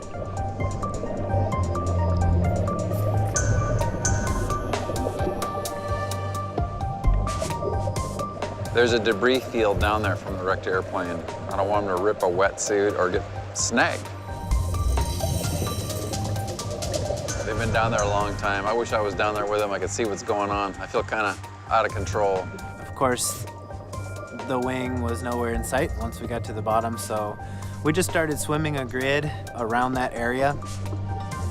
One of the concerns is that silt, seaweed, just stuff could have covered the wing over, and they could swim right across the top of it and won't even see it.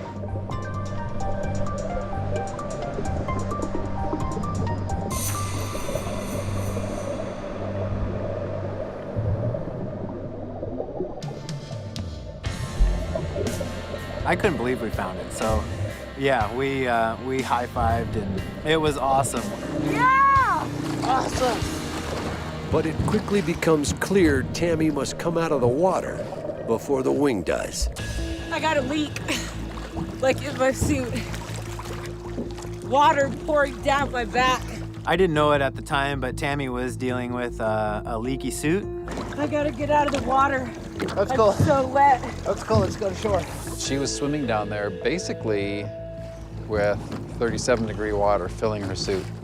I got a leaking suit. Tammy's cold and wet, yeah. Soaking wet on the inside. It poured as soon as we descended, poured down my back. Really? Yeah. I felt some water when we first went in. I mean, look at that. Wow. Not good.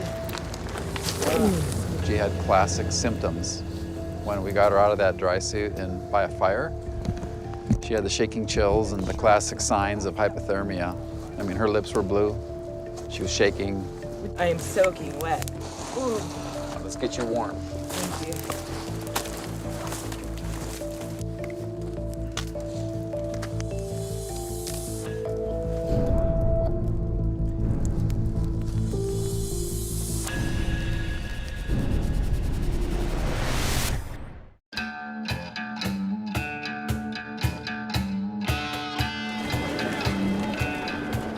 Aircraft salvage jobs are riddled with unforeseen dangers. If that hook lets go, bail, get out of the way.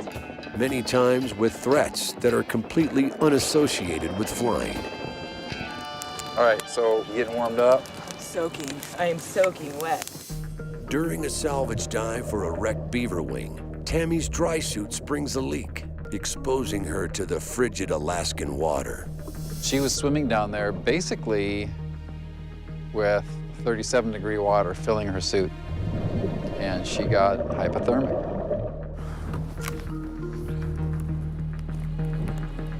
So I went and built a fire and got her next to it. Do you think you have a defect in your suit, or was something not put on right? I don't know. It poured down my neck as soon as we descended, which is not normal. I had different layering set up where you have to have a really tight seal on your neck and on your wrists. And what I think happened is I just didn't have a tight enough seal on my undergarments. With Tammy literally chilled to the bone, Bringing up the wing will have to wait.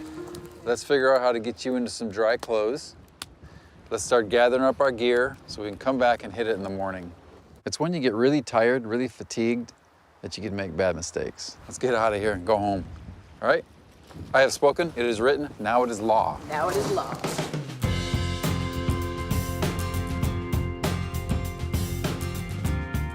After yesterday's suit disaster, the team is taking no chances today.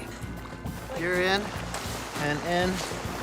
Detachable weights. The first order of business the second day was to make sure Tammy's suit wasn't gonna leak. Final okay? Final okay. Woohoo! All right, let's go diving. All right, good luck, you guys.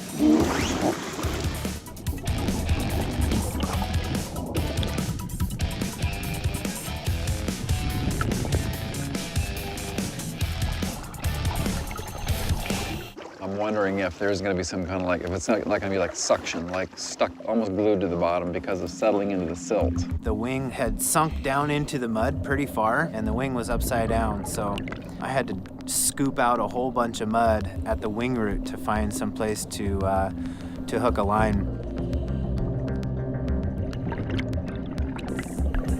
Somehow got a good place and got a line on there, and then was able to get it all rigged with one tank of air. I had serious doubts I was going to be able to pull it off the bottom.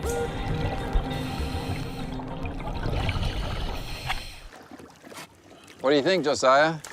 It's not very good because it's going to try to lift the wing flat. No leverage, you know, but... It'll pivot. Yeah. It'll pivot as it comes up. It's not going to come up flat. Yeah. Like a halibut. Right. I think we should try it. All right. We're going to head to shore. I'll get out of this suit and put my helicopter hat on. Right on. All right. I'll be out here waiting for you. We'll hook on. Clear. Dip your hook. Okay, I'm picking up.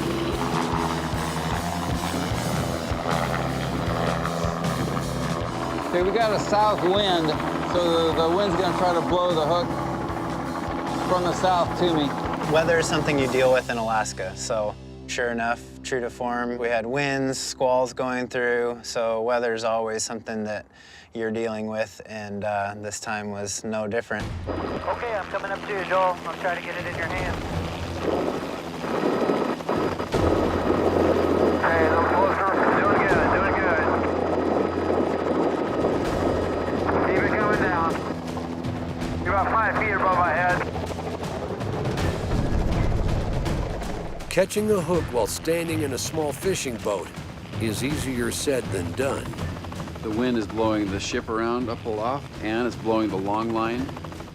And Josiah's coming in, and the hook is swaying. It was tense. It was a little challenging. Yeah, there it is.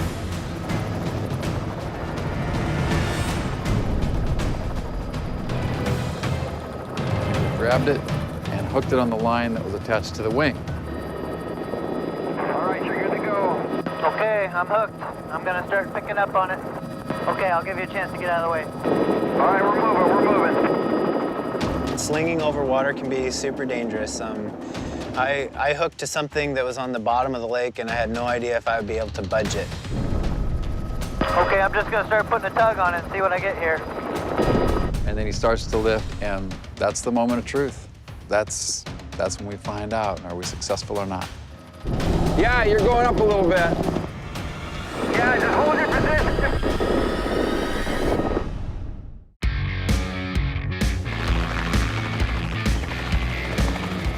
Okay, I'm just gonna start putting a tug on it and see what I get here. Josiah and Joel are trying to dislodge a wrecked beaver wing from the bottom of 6 Mile Lake. You don't know how it's gonna go. All right, I see a bunch of mud. I think it's moving. I just started tugging on it, and felt it give a little bit, and then all of a sudden I looked down and I could see mud below the surface, and I knew it was moving. It's moving. Right on, man. I see mud on the water. Yeah, you're going up a little bit. Yeah, there it is. It's up the surface. Woohoo! Yeah! And then you see it come out of the water. It was just awesome. It was woohoo! sit here for a minute. I'll put a tug on it and see if I can get it to drain. Yeah, just hold your position for a couple of minutes. Just let it drain. A dry wing weighs about 400 pounds, but loaded down with water and silt, it's almost 800 pounds. I can see water just pouring out of it. Yeah, water's pouring out of it like crazy. I just saw 3 fish fall out of the wing into the water. Ah, there's more. There's fish pouring out of the wing. Ah, another fish just fell out. Those are actually freshwater lingcod. We call them burbot. We call them poor man's halibut. But before they can enjoy a fresh caught dinner, Josiah must get the wing to dry land. You guys, he's going to the grass. He's going to the grass. Okay, everyone's getting out of the way. Go ahead and take it to the grass over here by the campfire. And set it down. You're looking good.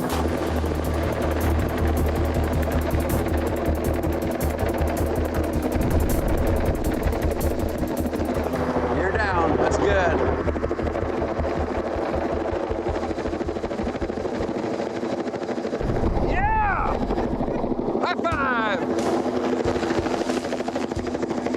Excellent. He's holding a lingcod in his hand over here, Josiah. This is how we fish. Go ahead and sit down. That is some of the coolest stuff we've done yet. That's hilarious.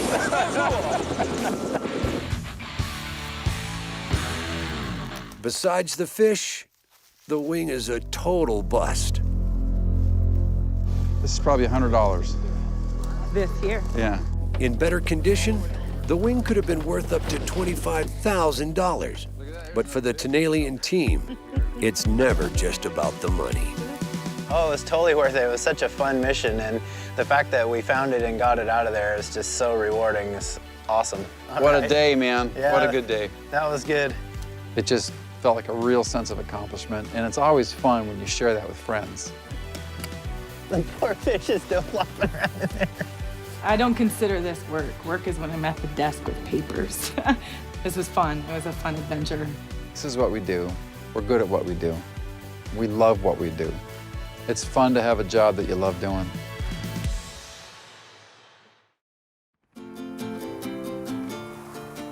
Alaska's wild beauty is breathtaking in every season. But during summer, people flock to the state, many wanting to experience the last frontier from the air. Thank you for calling Tanalian Aviation. This is Carrie. How may I help you? Tanalian's manager, Carrie Irwin, sees a 75% jump in business June through August. Summer months are very busy for Tanalian because we have our tourist season. Everybody wants to go out on trips. Land of the Midnight Sun, you play almost all day long. How many people are looking at going? All right, I'm going to touch base with my pilot, and we look forward to seeing you in a few hours. We just had a phone call come in, have clients that want to go out paragliding. All my pilots are currently out fishing at the moment, so need to figure out a way to make both things happen. Taking a much-deserved break, Joe, Mark, and Josiah are fishing at Eklutna Lake, about 40 miles northeast of Anchorage. Alaska has, I think, the most exciting and widest variety of fishing up anywhere in the world. Alaska's an angler's dream come true. The state's rivers are home to 5 different species of salmon. Freshwater lakes are filled with 6-foot pike, and 100-pound halibut are often snagged in the ocean waters.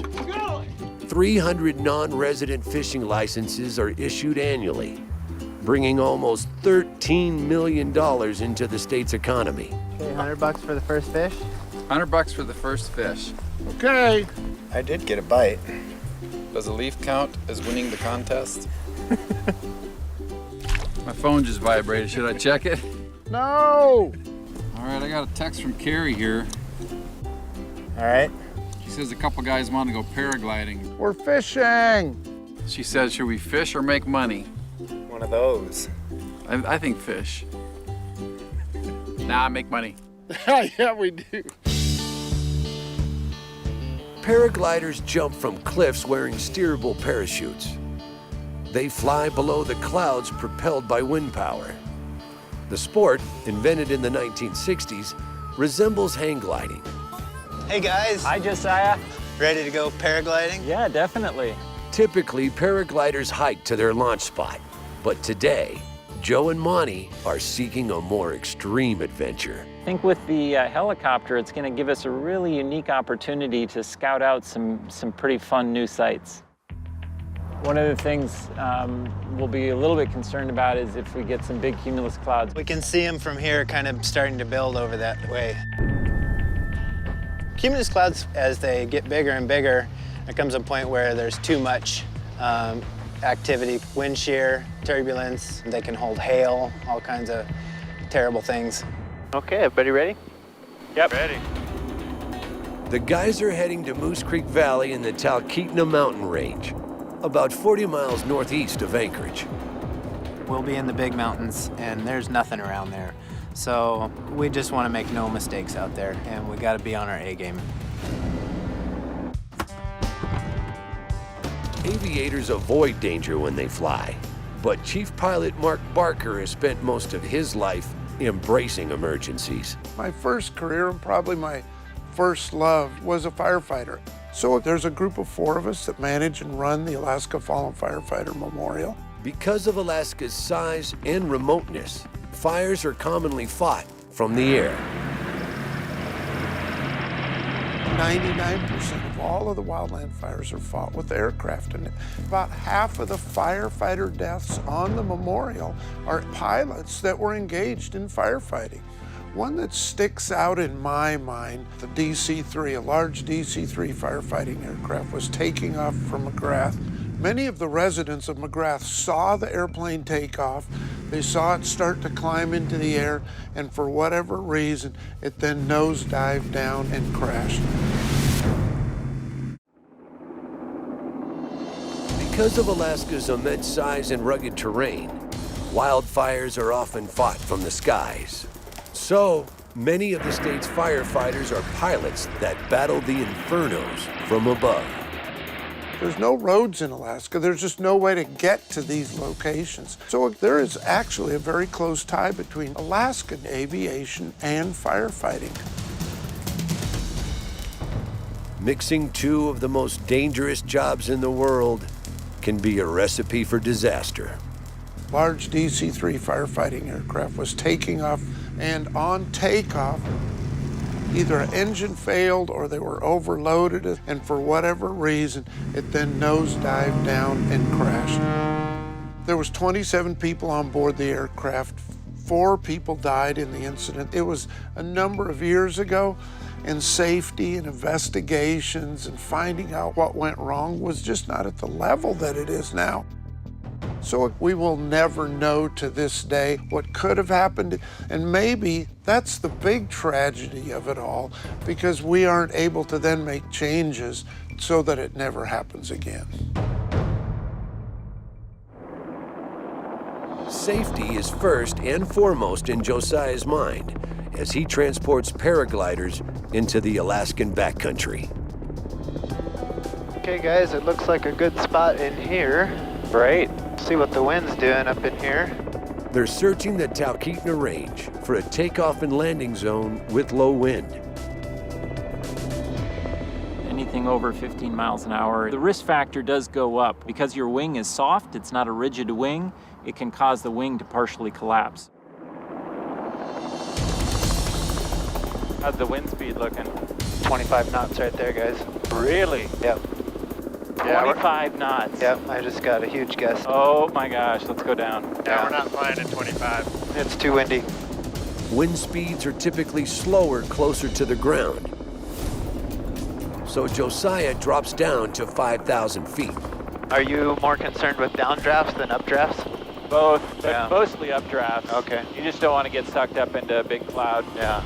Big cumulus clouds that form over the mountains is basically a sign of a lot of lift, and they can actually suck you up into the cloud, which is really dangerous. We're seeing some cumulus clouds that are starting to build over the Talkeetnas. Yeah, they're looking big already. We'll just have to keep an eye out for overdevelopment. Paragliding really is an inherently dangerous sport, and we try to do whatever we can to minimize the risk, but people do die paragliding. While some visit Alaska for extreme adventure, others come to strike it rich. In Alaska, people can claim ground to look for gold by staking it for free. There's people making serious money up here. Today, Mark and Joel are staking a claim for a small mining company. They'll fly to the coordinates and from the air, drop numbered rebar stakes to mark the claim. It's sort of like a big kid's version of playing darts. How come the boss gets the noise-canceling headset? That's what I want to know. Because he's so cool. Oh, okay. Mark and Joel are headed 270 miles northwest of Anchorage to the Iditarod Goldfields, an area rich in mining history. Both Iditarod and Flat were mining areas back in the 30s and 40s, and quite a bit of gold was taken out of there. With technology now, a lot of the geologists have found new places that they can get gold out of. It is right on our left there. Okay. Mark and Joel land close to the coordinates and prep the stakes. I'll put the ribbons on. You can just do the claim stake. Putting together the rods is a simple process. The tricky part, dropping them out of a moving helicopter from 300 feet up. This is the part right here that I'm glad I'm flying, and I'm glad you're back there, because I would be dying. When we're doing the claim staking, Joel's having to hang out the back of the helicopter. I wish I could do it, but I can't do it. I have a hideous fear of heights. My joke is I get scared standing on a thick rug. I didn't sleep at all last night. I would have made you sit back here and do it, except that I know you would have quit. I would have quit. He has a phobia. Here we go, getting ready to pick up. There's a moose. Oh, very good. So if I drop this on that moose down there, Mark, would that be a mistake? That would be a moose steak. That would be a very good moose steak. All right, I'm swinging out. I'm watching my GPS and listening to you. Okay. Wow, this is freaky, man. You got number 9? I got number 9. Okay, we're coming in on number 9. Okay, there's 300 feet out. 300. There's 200. 200, gotcha, getting in position. Pulling up to a stop. 3, 2, 1, drop. Oh, I hit the skid. 3, 2, 1, drop. Mark and Joel are staking a claim at the Iditarod Goldfields. Oh, I hit the skid, man. Darn it. Ah, we way missed it. Ah, shoot. Let's go back around. Okay, coming around. 3, 2, 1, drop. Bombs away. Yeah, man, it's stuck. Okay, coming up on 8, and 3, 2, 1, now. Got it. Just as they get into a rhythm of hitting the target, Mother Nature makes them a target. Okay, shoot, the wind's pushing me around. Just a minute. Whoa. Man alive. Oh, this is killing me. Wow, man. Turbulence can throw you. So I'm always aware of the potential to slip out. It's weird, the wind is just whipping around all different directions down there. This is probably from that big cumulus right there. Cumulonimbus is like a vacuum cleaner. On this side of it, it's pulling the wind this way. On that side of it, it's pulling the wind this way. So there's these localized winds that can really be swirling. Man alive, I got a gust killing me here. Shoot. That doesn't feel good. That made me feel like I was gonna fall out. It's weird, I got a 90-degree crosswind there. Let me try to come at it from an angle, then I'll be dead into the wind. Okay, let me know when you're ready. Okay, I'm coming up on 7, swinging into position. Stay on your line, stay on your line. Okay. Straight ahead, straight ahead, straight ahead. And I got the line. 3, 2, 1, and here we go. Yeah, got it. Beautiful, man. Oh, we got it. That's the best one yet. Woo! Hanging out of the helicopter made me feel alive.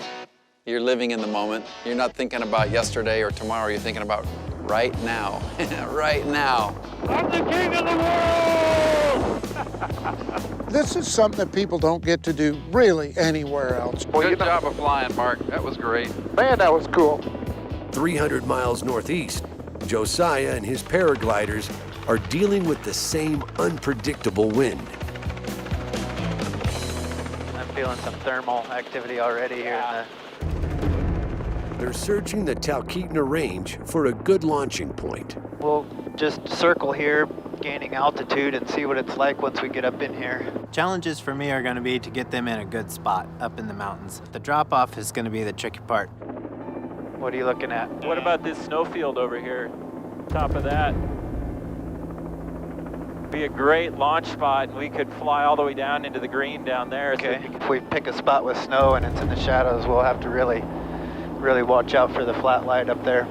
Flat light occurs in snow-covered areas when skies are overcast. The condition might affect Josiah's depth perception, and he could crash. A lot of variables on the landing zone on this one, so we just want to make no mistakes out there. Looking at this saddle, this flat spot just above the, just up from that little cornice, that little roll over there. Yeah, okay. If you feel good about that, I think that'd be a really stunning place to fly. Holy moly, look at that. I think I'm gonna circle around and get right up on top of this ridge line before I try making an approach in there. Yeah, that's in the shadow, so that cloud is right over the top. Uh-huh. You can see it, they're just lined up. Yep. The good news? Cumulus clouds form and dissipate quickly. And as the group gets closer to the potential launch site, blue skies break through. I see some shadows, so I'm gonna see if I can get in here on this saddle. As we get closer, it's looking a little bit better, Monty. Yeah, these clouds look actually pretty good, I think. Good sign of thermal activity, but nothing too wild yet. Not too tight for you? I think it's good. Plenty of room. You're on the snow, so nothing gets snagged. Wow. Right on, we made it. All right. If you guys want to hop out and start doing your thing. Sounds good. And then I'll meet you at the bottom. Okay, that sounds great. The drop-off is complete. Josiah must now race down to the landing zone, where he'll communicate via radio with Joe and Monty.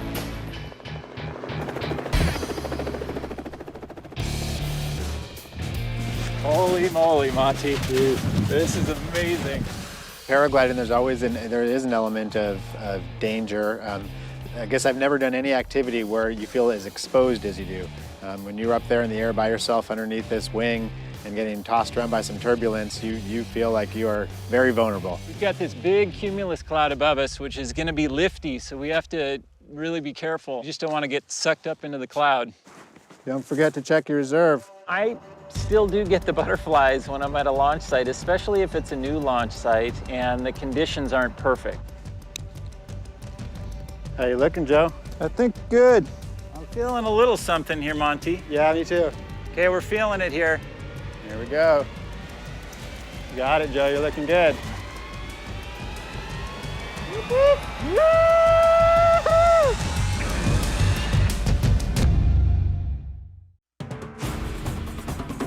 There we go. Got it, Joe. You're looking good.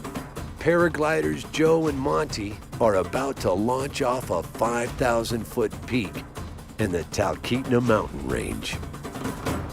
Feeling good.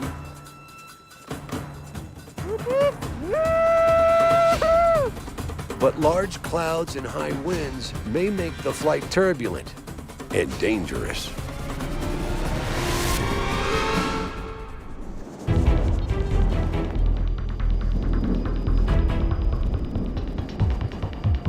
Little thermic.